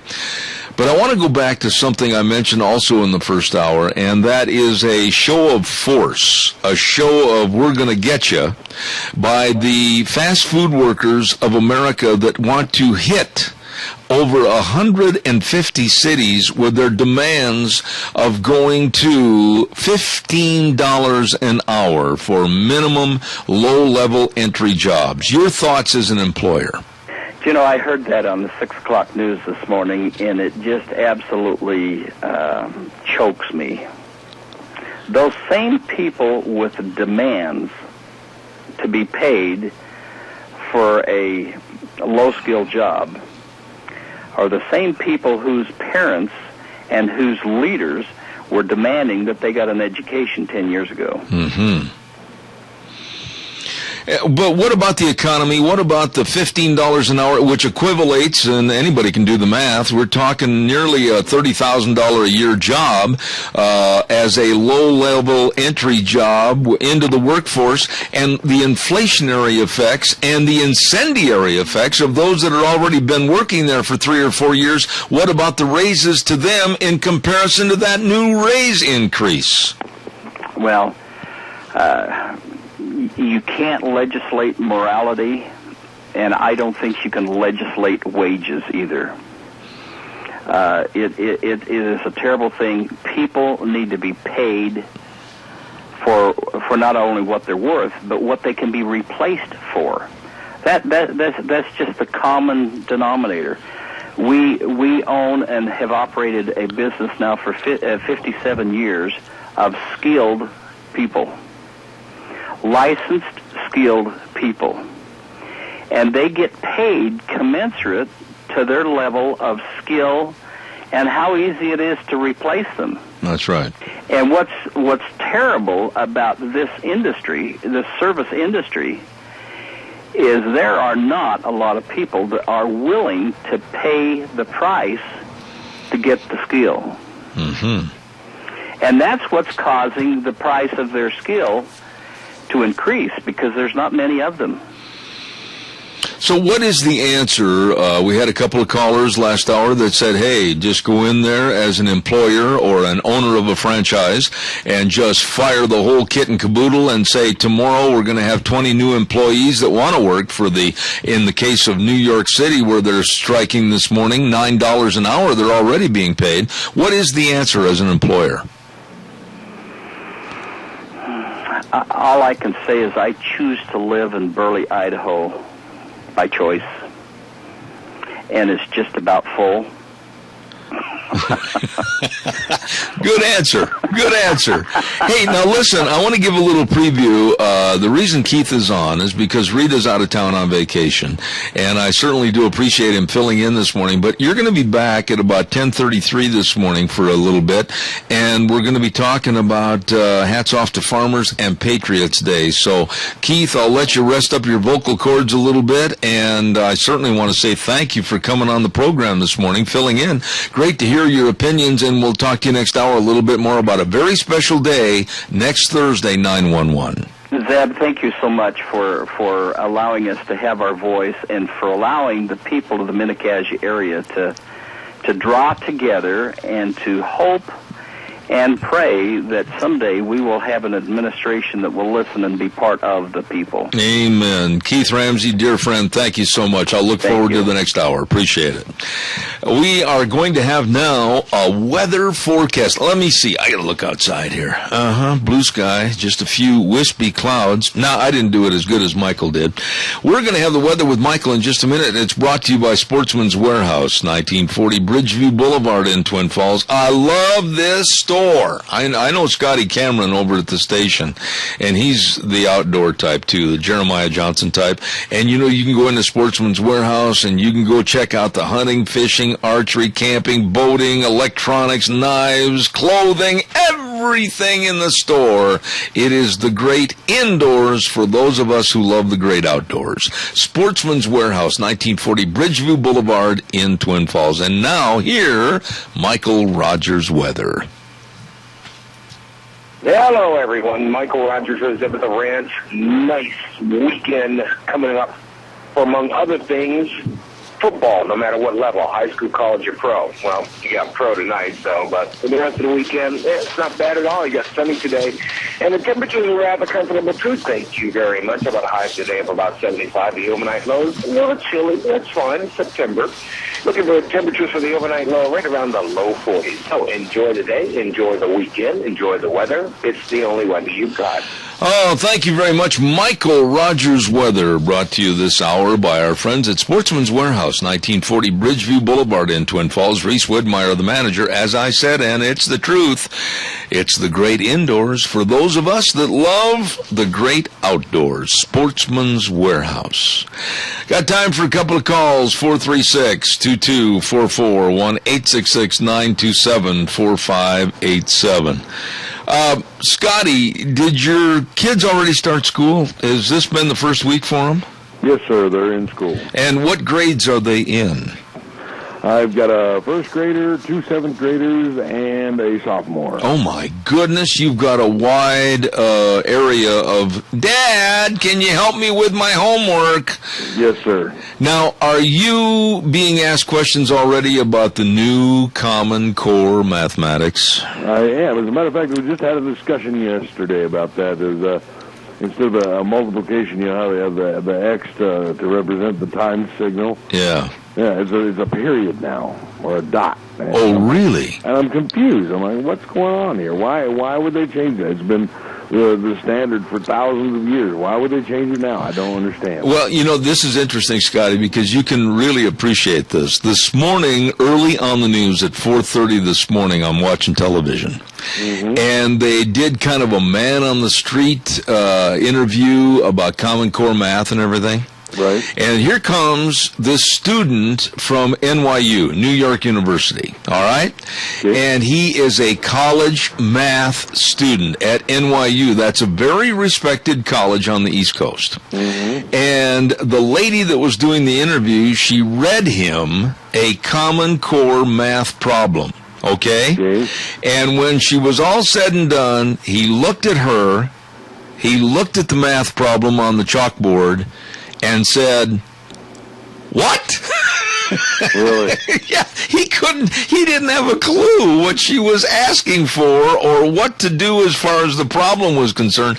Why are they, being the people with Common Core, trying to bury the intent and purpose of the math problems with a whole bunch of mumbo-jumbo that really isn't doing, in my opinion, anything but enhancing a bigger problem? Yeah, it's new signs and symbols and stuff. Who cares? Why do they got to do that? Why? It just makes no sense to me. Well, at least you are capable of answering perhaps math problems. I know that in my case, with my very poor and limited background of mathematics, when my kids used to run in the house with a problem or a question, they went right straight to their mother. We raised them right. Oh, yeah, that's where they go, straight to Amber. Okay. Thanks, Scotty. I appreciate it. Hey, by the way, if you are hungry or starving to death, I know some great places to go for lunch. Every time I do this segment, I just start drooling all over the microphone. How about Taco Bandito? 2301 Overland Avenue in Burley with the Southern Baked Burrito, either soft shell or grilled shell, chicken or steak, made a special way that just Kip knows. It is so fantabulous. Or how about the Tamalito Burrito, or the Nacho Burritos, or the Nachos, the Chimichangas, everything at Taco Bandito, absolutely delicious at 2301 Overland in Burley. Stop in today. Or, how about this? Burgers, etc. 124 South Oneida in Rupert and 700 North Overland in Burley. And they got a September special for Burgers, etc. Corn dogs and burritos for only 99 cents after 3 p.m. I love corn dogs. Yes, I do. And they got the best shrimp baskets anywhere. A special on Sunday at the Burley store. You stop in and check it out. Burgers, etc. 2 locations serving you on Oneida and Rupert and on North Overland in Burley. How about Steve-O's? Oh, my goodness sakes, 290 South, 600 West of Hayburn. Food made the way you like it. The patio's open. Nothing better than sitting on the patio on a nice September sunny afternoon and just sitting there enjoying your food, talking to good friends. Wow, that's the way to enjoy a meal. And check out the Steve-O's nacho fries topped with cheese and jalapeno peppers. Woo, it's good. Pork chops with salad and choice of spuds. Everything is just delicious. They're open Monday through Saturday, closed on Sundays at Steve-O's in Hayburn. And then let's be talking about Duck Uglies. 163 West Highway 30 in Burley, right next to Berry Equipment and Rental. Oh my goodness, they've got all the delicious original burgers, but now they've got dinners, ribeye steak. That ribeye is absolutely fantabulous. New York steak, and they got salmon and battered cod, and oh my goodness, all the hero sandwiches. You're going to love it. It's a kid and family-friendly environment at Duck Uglies, 163 West Highway 30 in Burley. And last but not least, as we do our tour of Hungry and Starving to Death, let's not forget the AC Drive-In, 601 East Main in Burley. Oh, my. Voted to have the best hamburger award for this year. You better believe it. You stop in and check out the famous Farmer Brown burgers, ranch burgers, and the 3-piece fish and chips with small fry, only $7 1/4, and any kind of flavored milkshake you want, they can make. You better believe it. AC Drive-In, 601 East Main in Burley. Great eating. And those are just a few places to go if you're hungry and starving to death. I am. It's been a long morning. Anyhow, we're going to take a little break right now and listen to the ABC News and then come back, and we're going to have our guest with Lee's Furniture, Floors and More, and then also Cassia County School Days. Don't you go away.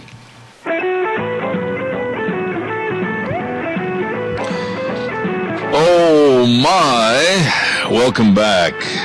Zeb at the Ranch on a Thursday. Nice-looking day outside.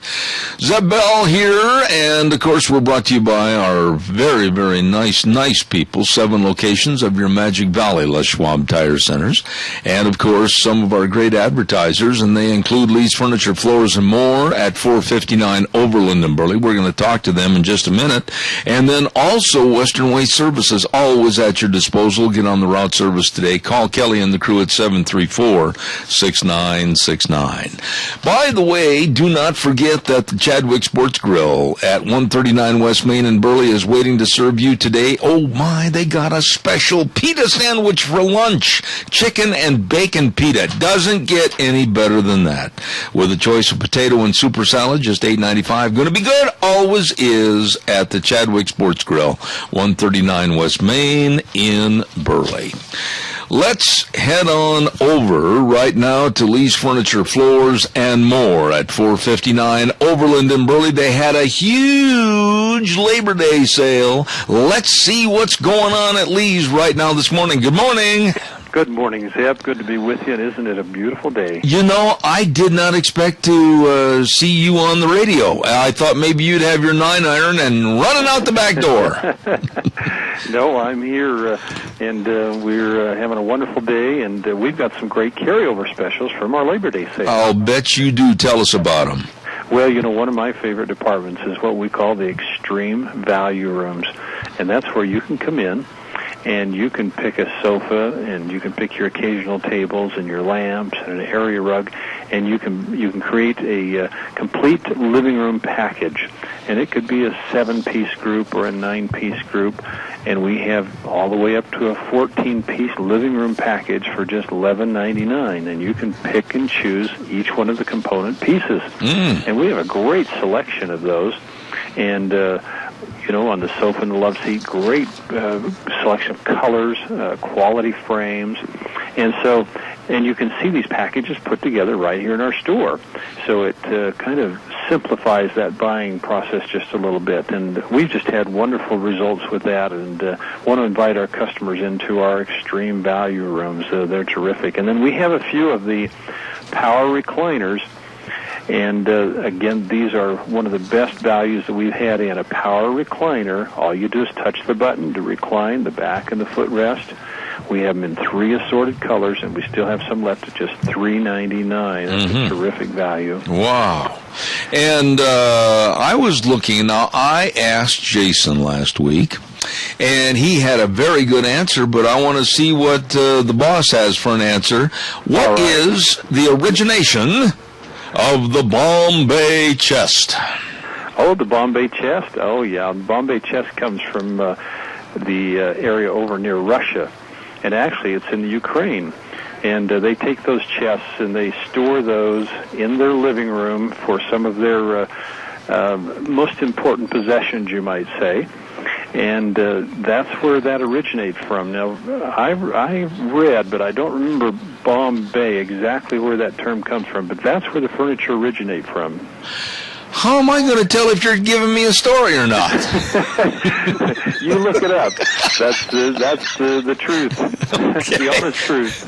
And besides having all the great sofas and recliners and Bombay chests, they've got a great selection of carpet too, don't you? Oh, yeah. We've got an outstanding selection in full rolls. The key is come take advantage of roll pricing, but we'll cut off whatever you need. So even if it's a bedroom or even a bathroom or small room, you can get roll pricing.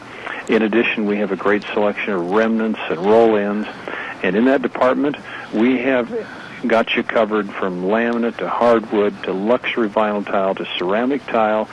Beautiful selection of vinyls in assorted colors, looks, and finishes. And we just get excited about our floor covering department. And to back it up, we've got quality and professional installers. Absolutely. I'll tell you what, and Bombay chests, that they can give you the life history about that chest. I'll tell you what, really good going this morning, my dear friend, and tell everybody your hours. We're here from 9 to 6 and 10 to 5 on Saturday, and always closed on Sunday. All right. Lee's Furniture, Floors, and More. 459 Overland and Burley. Good to hear from you, my dear friend, and we'll talk to you next week.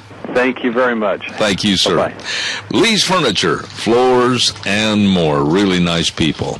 It is time now for Cassia County School Days. That's right, and this is a wonderful segment, and I really do appreciate two outstanding businesses for sponsoring it right here on Zeb at the Ranch, and they are A Child's World at 1308 Overland and Burley, and they've got all the new fall styles arriving daily, and they've got all kinds of children's books, and if you spend $25, you get a free children's book for your kids, and they've got layaway and free gift wrapping. Hey, stop in for the family and really participate in all the great buys at A Child's World, 1308 Overland in Burley. And our friends at the Ambulatory Surgery Center, they continue to save area neighbors hundreds and hundreds of dollars and give outstanding medical care in a warm, friendly setting. All you have to do is call 677-8888 to see if your doctor performs his outpatient surgeries at the Ambulatory Surgery Center, located at 1344 Highland Avenue in Burley. Ambulatory Surgery Center and A Child's World, bringing you school days in Cassia County. And with us this morning is a lady that I remember we had her on the air once before.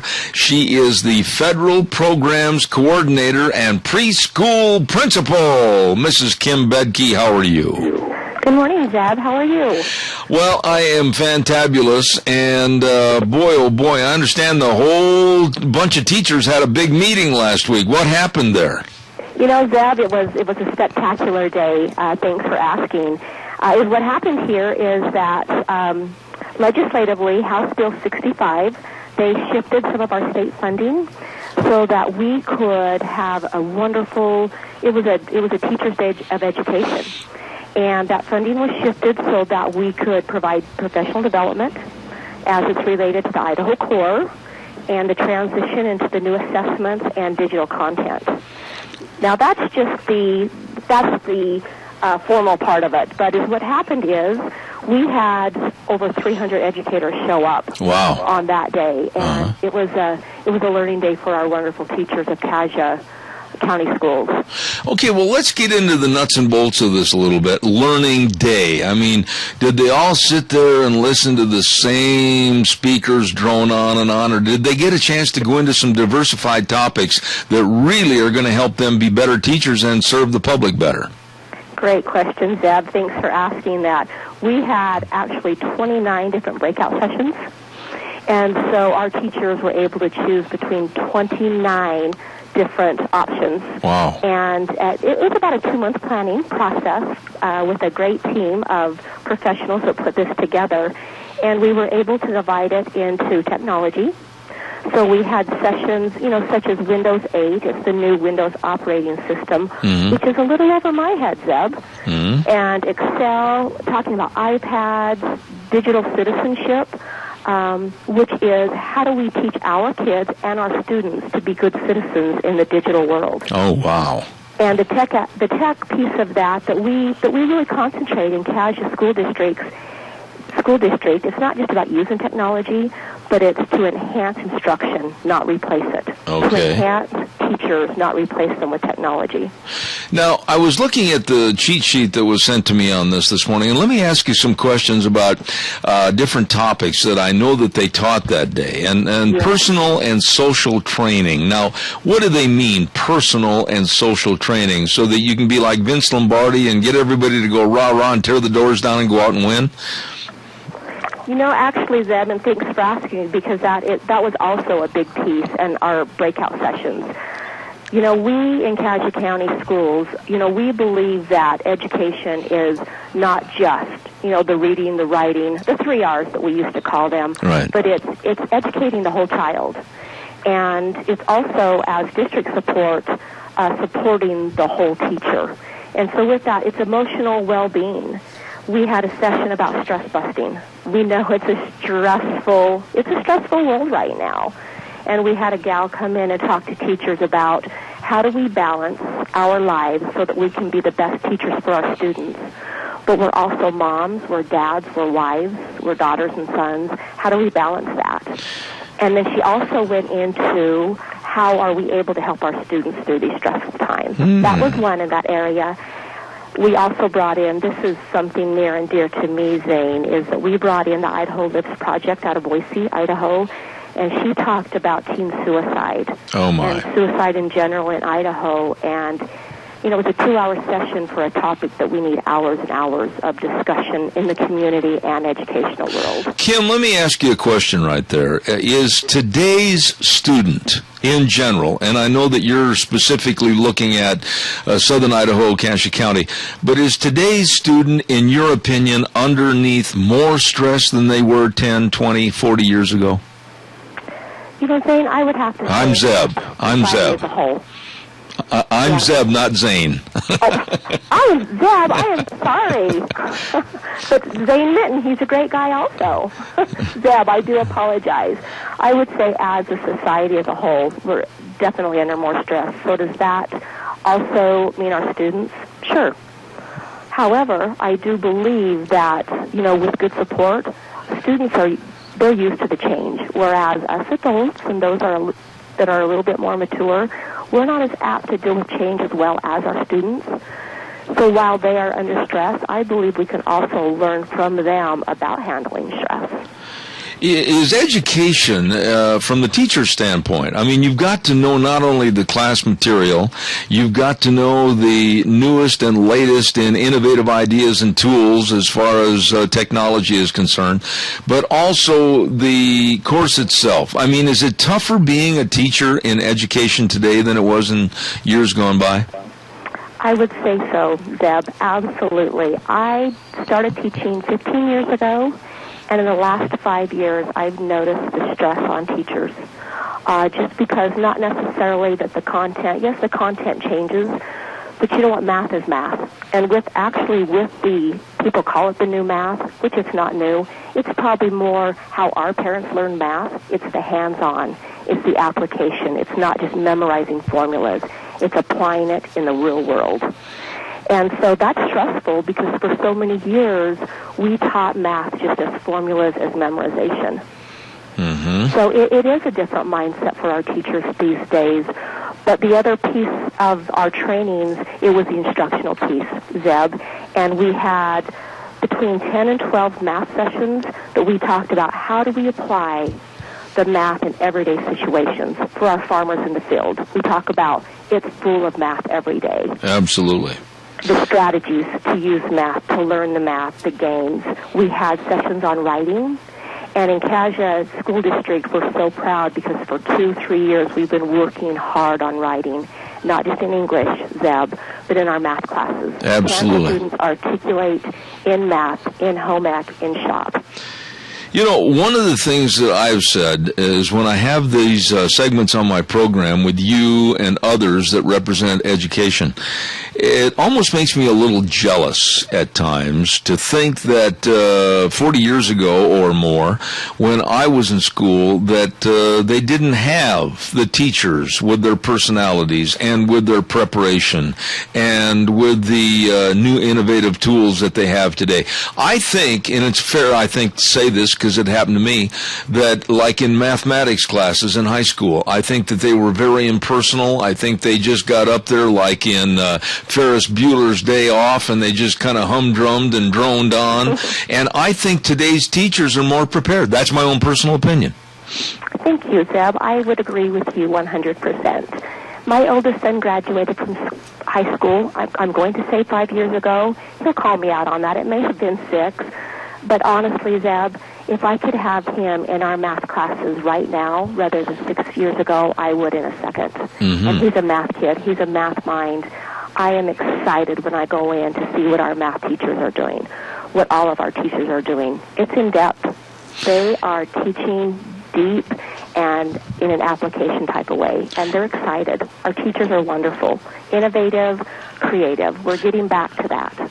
You know, Kim, let me ask you this question. And I'm sure that with the technology today and the opportunities to visit possibly with teachers in Chicago or maybe Jacksonville, Florida, or maybe Dallas, Texas, whatever the case might be, where are we here in southern Idaho, in your opinion, as far as being prepared and ready to meet like the 21st century? We are able, thank goodness, and again through our federal funding, not only are we able, but there's a group of us that are required, because we take that funding, to attend national conferences, which they're phenomenal. And it deals with exactly what you just talked about, Zeb, is that we are able to go out and network with educators from Georgia, from Florida, from Texas, from Oregon and Utah. And it's exciting to see that when we talk about Idaho, when we talk about Cassia County schools, that we are on the forefront in so many different ways. Are there areas that we need to continue to buck up and progress? You bet. But I can honestly tell you, in networking with educators across the nation, we're leading the pack in so many areas. That's good to hear. Mrs. Kim Bedke, Federal Programs Coordinator and Preschool Principal, thank you so much for being on School Days in Cassia County, and I'll look forward to having you back in the future. Thank you. Thank you, Zeb. All right, Have God bless. Day. Thank you. School Days in Cassia County, brought to you by A Child's World, 1308 Overland in Burley, and Ambulatory Surgery Center, 1344 Highland Avenue in Burley. Thank you very much. We are going to go to the phone line right now, and Scotty, tell me, do we have Jerry Zollinger waiting in the wings? Just about. All right, just about. I appreciate that.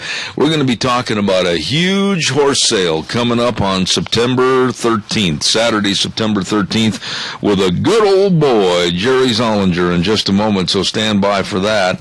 And there's that call, and I think that means Jerry Zollinger. Good morning. How are you? Good morning, Mr. Bell. How are you?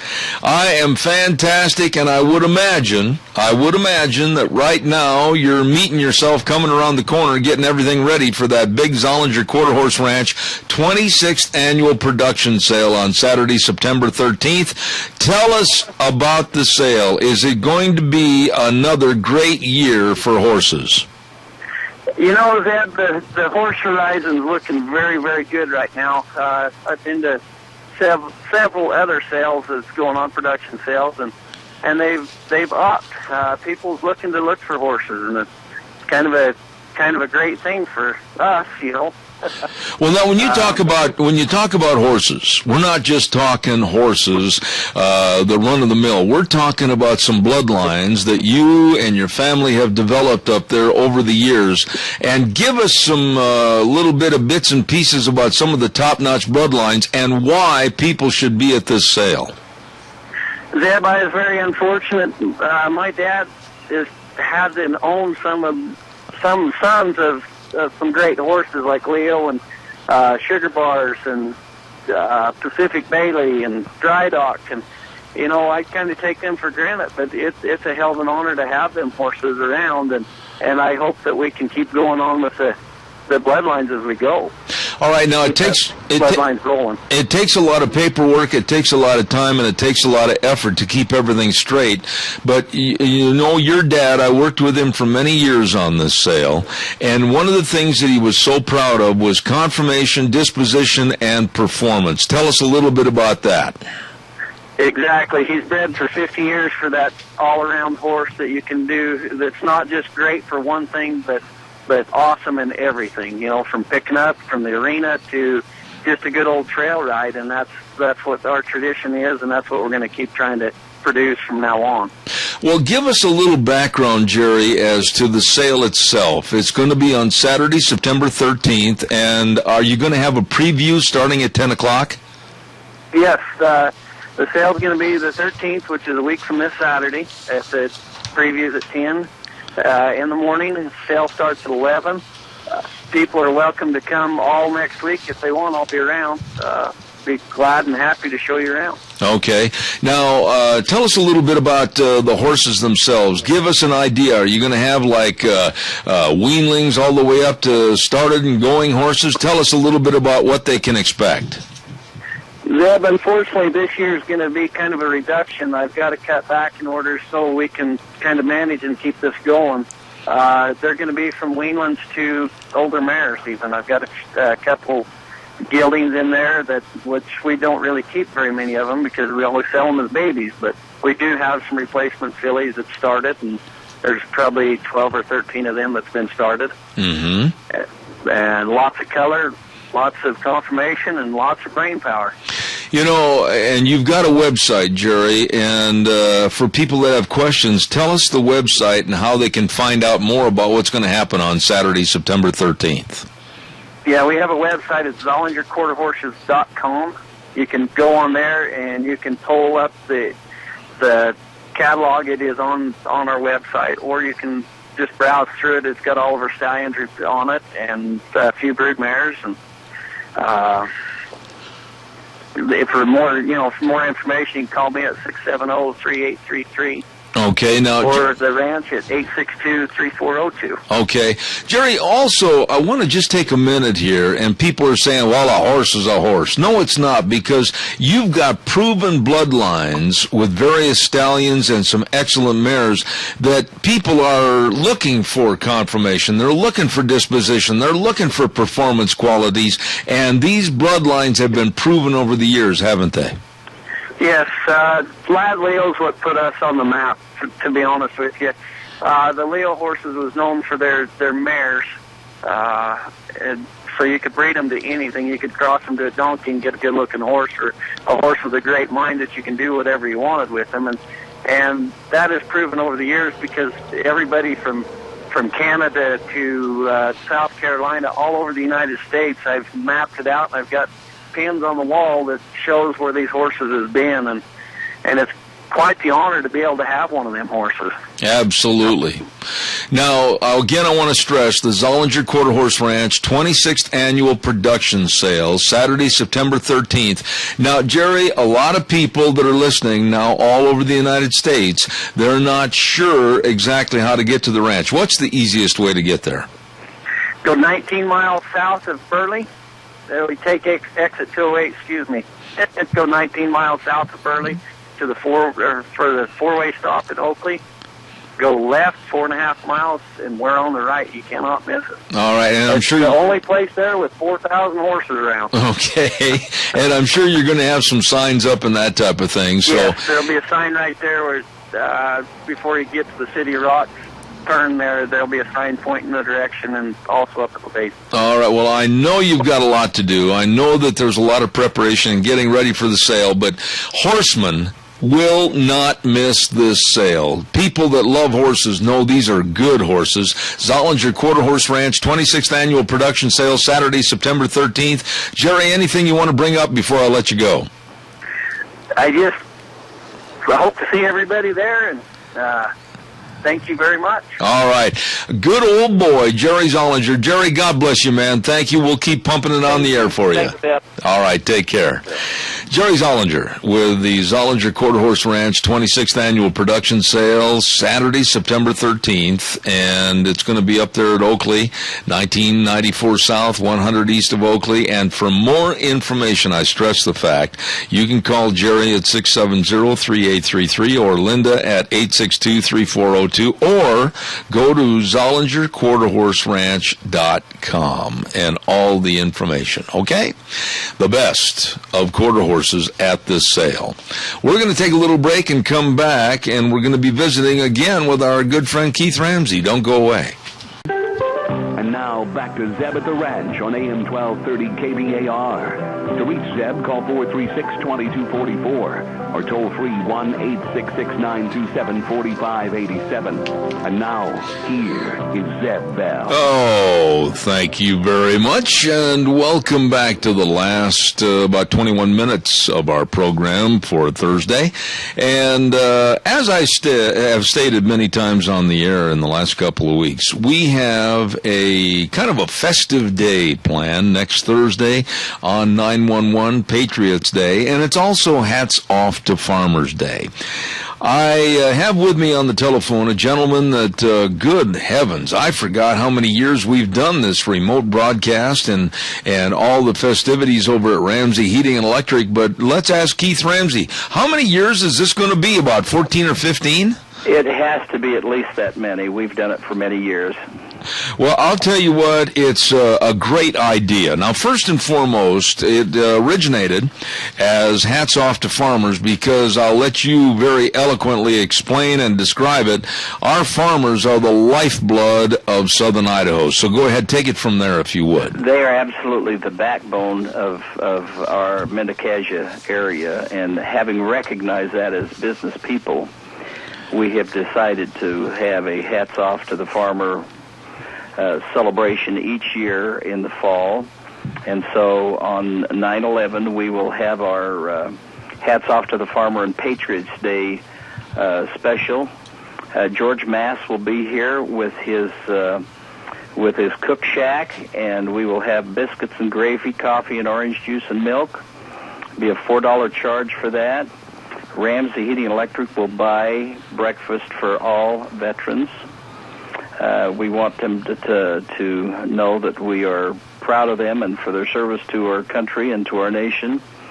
And we welcome everybody to stop by to help us celebrate this Hats Off to the Farmer, because we knew if the farmers do good, the Ramseys do good, and if the farmers don't do good, we're going to not do well in our business because of them. So we want to recognize them for their efforts in the Mendocassia area to keep us alive and well. You know, and Keith, if you would kind of dovetail this into why we also started including, after 9/11, the Patriots Day, because that was a day that really hit everybody in America right between the eyes as to how unsafe the world really is. And we're also going to be paying tribute to our great veterans and our troops. You know, this is a great part of the celebration, too, because being a small-town community as we are, we're not so far from the soil, and we're not so far from the soul. And we realize that the soul of this nation is with the people that keep it free, and that's obviously the military people. And so we like to share this time with the Hats Off the Farmer, with the Patriots Day. We will have invited guests that will stop by, and we'll have some people that just want to stop by and say hi and enjoy the celebration. But we love this time of year that we can give thanks to both sides of the facet, to the farmers and also to the patriots. Well, now, you mentioned George Mass and that delicious breakfast. Tell us a little bit about how that's going to be set up and what time people going to work can stop over and have breakfast before they have to punch in. You know, it was such a good smash last year, we've actually beefed up the time. We're going to start serving breakfast at 7:30, and he will serve breakfast through 9:30. And like I said, he's going to have biscuits and gravy. It was absolutely a smashing hit last year. We try to get our employees all through the line first so they can get off and get to work. And but the tables will be set up. We'll have it right here in front of our shop right here just out the window of my office, and it went very well before, and it should be a smashing hit again. We've ordered some good weather for that morning, so it's on its way too. All right. Now, Keith, what about the actual interviews with various people? And we're going to have veterans over there. We're going to have some of our politicians over there. But then also, are you going to have some company representatives there also? We have two different people that we have that we do a substantial amount of business with. One of them is Lennox Industries. We've done Lennox work now for 45 years. And people from Lennox will be here. Also, we'll have the people here from Mitsubishi Electric who sells our ductless heat pumps. And we'll have representatives. Both of them are bringing some giveaway packages of things with us and some hats to give away. And so we'll have a chance to visit with what's new in the industry, how we keep homes heated for. Lennox Industries only been in business for 110 years, so they have a fairly good idea of what's going on, and we've been in business half of that time with them. Well, I'm looking forward to it. We have had a 3-hour remote broadcast over there for, like I said, about the last 14 or 15 years. And hats off to farmers and, of course, Patriots Day. And I'm sure you've got, unique caps again for this year so that they can throw the old dirty one away and get a brand new one? That's what we encourage the farmers to. Come in, throw your cap in the garbage. We want everybody to know that Ramsey Heating and Electric is the place to be and the place to enjoy. For the next 2 months, we will have our popcorn poppers set up out here and offer free popcorn to the people that come in, and also a soda. The reason that we do this, Zeb, is we have noticed over the last years of doing business, we do a tremendous amount of counter business, and our counter business during the months of September and October, which are typically the heavy harvest months, is incredible, and most of the time the people that are doing it are on the run. So they haven't had lunch or they haven't had time to do this and that and the other, and so we encourage people to just call ahead. We'll have stuff set out for them, and they can grab a soda and a bag of popcorn, and our thanks to them for supporting us for so many years. You know, it just is a great tribute to you and your family and the business, and I think you earlier this morning mentioned that you've been in business for over 57 years. Holy cow, that's noteworthy right there. Yeah, it's a tribute to my father. He started the business when I was just 8 years old. And I remember the time well, and it's been a family business from the beginning, and still is. Well, we're going to be over there next Thursday, and once again, George, remind everybody that benefit breakfast is going to help create proceeds for the uniforms for the Youth for Liberty, and they're going to start serving right at 7:30 next Thursday morning, right? 7:30 to 9:30, yes, that's correct. Okay, and what about, again, amplify the fact that all veterans are invited to come by, because you'll get a free breakfast ticket, right? You just come to the front counter, we'll give you a little ticket, and that tells George that the breakfast is on the house for you. I'm looking forward to it, Keith Ramsey. Thank you so much for coming back not once but twice this morning and helping us on the program. Thanks so much, Zeb. God bless. Thank you very much.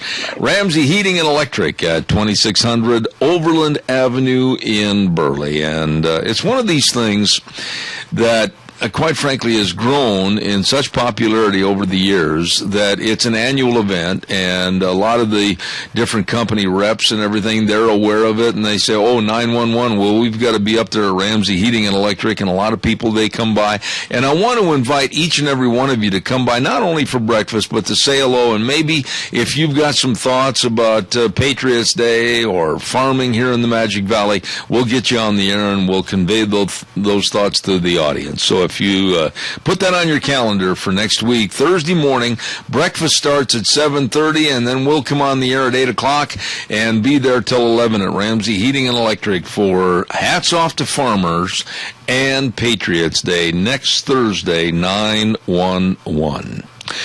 Going to do a weather forecast right now, and the weather is brought to you this hour by Scarrows Meats, 331 North Road, Jerome. Oh, my goodness sakes, locally owned custom meat processor for over 20 years. Had Don on the program right here in the studio with us last week, and he left some sausage and some jerky that was absolutely phenomenal, man. I'm sitting there watching TV at night just chowing down. It is good. They guarantee everything they sell, so please get a hold of them today. Selling taste one bite at a time. Scarrows Meats, 324-7657.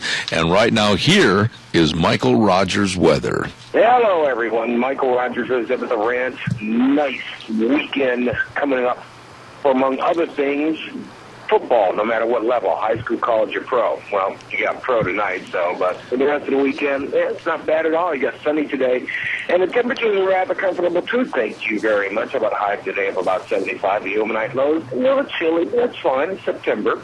Looking for temperatures for the overnight low right around the low 40s. So enjoy the day, enjoy the weekend, enjoy the weather. It's the only weather you've got. Thank you, MichaelRogersWeather.com. And let me tell you, the best is over at Scarrows Meats, 331 North Road, Jerome, 324-7657. Remember, it's the truth.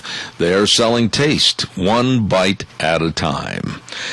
How about you give me a call and we'll discuss anything you want in the remainder that we have for time this morning right here at Zeb at the Ranch. Give me a call, 436-2244, 1-866-927-4587. Scotty is filling in for Gina this morning. Gina had some really serious dental work done, and she's a little bit under the weather this morning.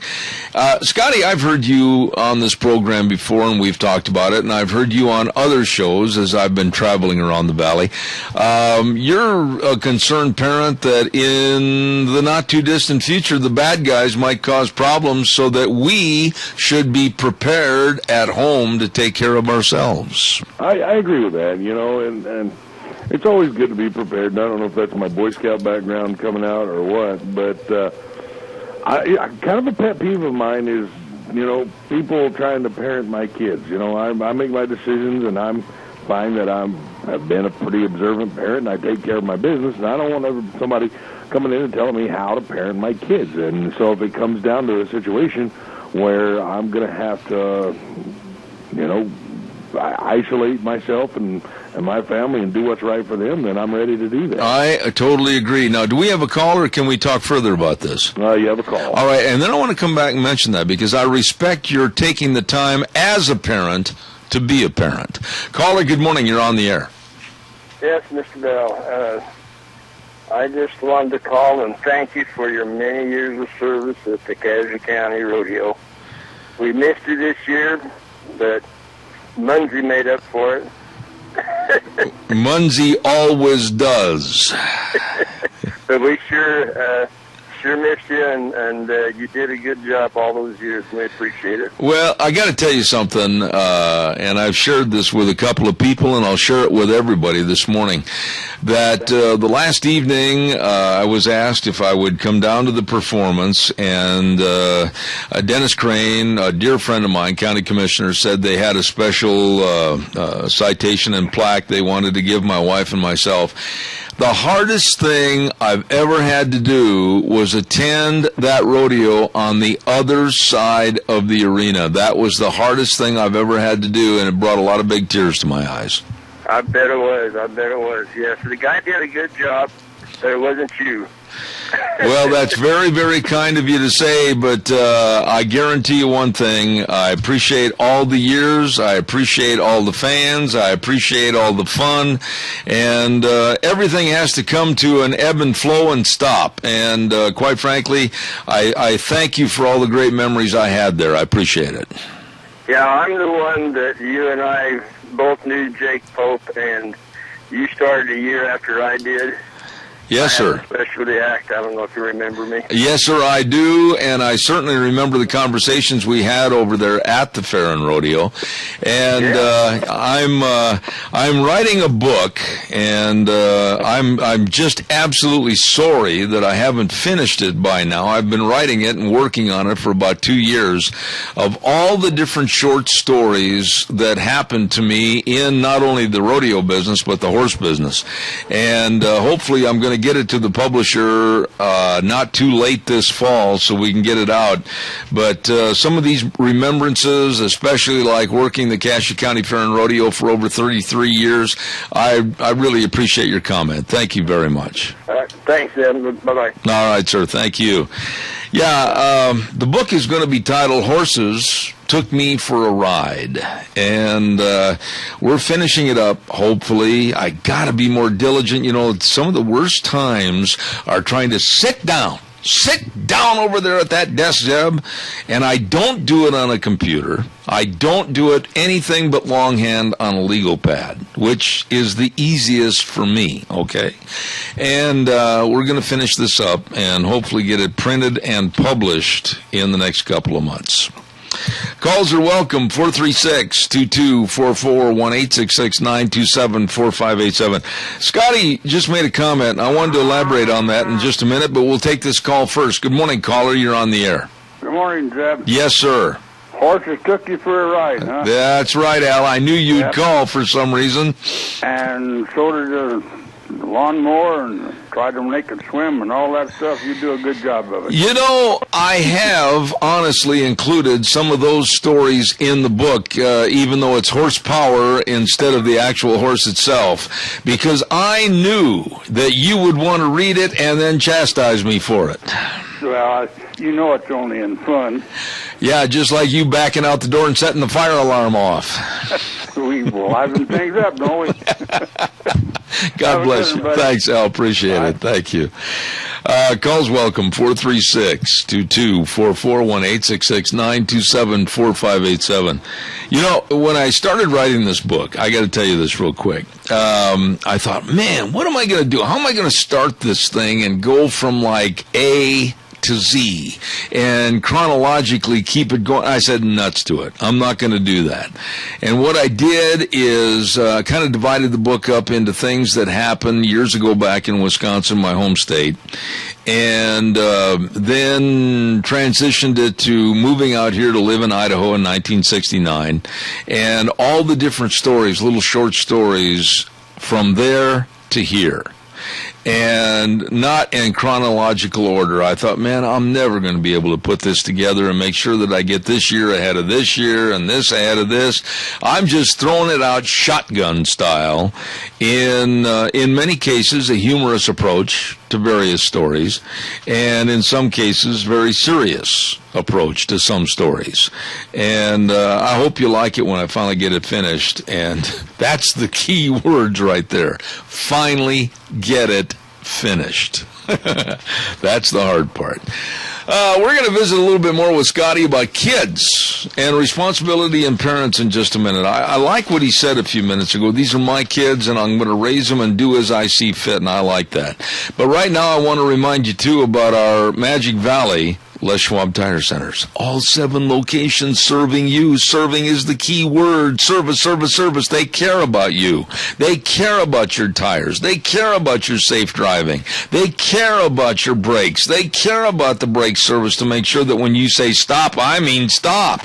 They care about the front end and the alignment and the shocks and struts and the batteries and everything. Hey, we're going into the colder weather. Let's face it, it's going to keep getting a little chillier and a little chillier until it's wintertime.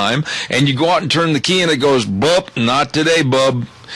You better check the battery. Better make sure everything's for safe driving. Stop in at your Magic Valley Les Schwab Tire Centers with Lane and Rupert, Dave on Blue Lakes and Twin, Mike and Buell, Mike and Jerome, the Twist family and Paul, John on Poline and Twin Falls, and Randy on Overland and Burley. The best. Your Magic Valley Les Schwab Tire Centers. You know, Scotty, I got the feeling, and I've known you for a long time. I mean, it's not just a feeling. I know you're very dedicated to your kids, and you're also very dedicated to being there as a dad and watching over them, and what you say goes. But in too many cases, I think the school, I want you to correct me if you think I'm wrong, the school and education facilities, because of government involvement, have tried to take the kids away from the parental responsibility. Well, I agree with that. You know, as a matter of fact, last year I received a note from my daughter's school asking us to come and attend what they called a maturation seminar or whatever, where they take it into the kids or the school's hands to teach the kids about, you know, human reproduction and and the physiology and all that of that. I'm like, wait a minute, that should be my purview. I should decide when and where and how I want to teach my kids about that, not the school just going, oh, well, by the way, you're invited to attend. We're going to do it anyway. Yeah. Now, what happened after that? Did you voice your opinion? Did you get it stopped or stymied, or what did you do? I did not. To be honest with you, at that point, it was just a matter of sitting down with my kids and saying, okay, let me explain it to you the correct way. And that's at that point, that's all I could do. You know, and the thing that gripes me, and I want your opinion on this real quick, I've only got a minute or so left, is that in regards to the new wave of trying to force a different lifestyle on our kids, i.e. the gay, lesbian, and transgender lifestyle, and try to teach them in the school systems as a normality, which it is not, that is one thing that even though my kids are grown, I will put my foot down and say no. You know, and that was the reason that I went to that program, because I wanted to know what they were teaching, and luckily they didn't come across any of those subjects. But you know, I felt like I was being forced to have the birds and bees talks with my kids. Yeah. And granted, we discussed those things prior to this meeting anyway, but it was just like, don't you trust me enough to take care of my own kids and let me do it in the manner and form and time that I deem necessary? Yeah, I don't tell you what you do with your kids, and let alone I don't want you to tell me to do with my kids. I really respect that, because the schools, I think, have superseded the responsibility and the parental guidance that is necessary at home now. They can't lump all parents into being not responsible. Those that are, I think, are being stepped on, and I totally agree with your attitude. And then you got your 15-year-old, you know, coming home and talking about stuff, and your 6-year-old's hearing it that maybe necessarily not meant to be here. I agree with you. Thank you for being a good, involved dad. No, not a problem. You have a call. All right, quick call, 30 seconds. Good morning. You're on the air. Quick. Yes, you can go pick those kids up, and they don't have to attend those meetings. You can take them home and talk to them yourself if you want. And as well, I think parents should, because they've got to have the responsibility as parents to make the decisions for their children and not have the school make the edicts for them. I agree with you, and thank you for your call. Thank you. Yeah, we've done that before. All right, sir. God bless you. Thanks for your call this morning. I got to run. We are going to be gone for the next couple of days, naturally, and I want you to have a safe, sane weekend. Drive carefully. God bless you and your family, and we'll be back on Monday at 8:06, and we certainly hope Gina's feeling better. Thank you, Scotty, for your great job today filling in. And the way things were, the way things ought to be. Zeb at the Ranch, have a good one.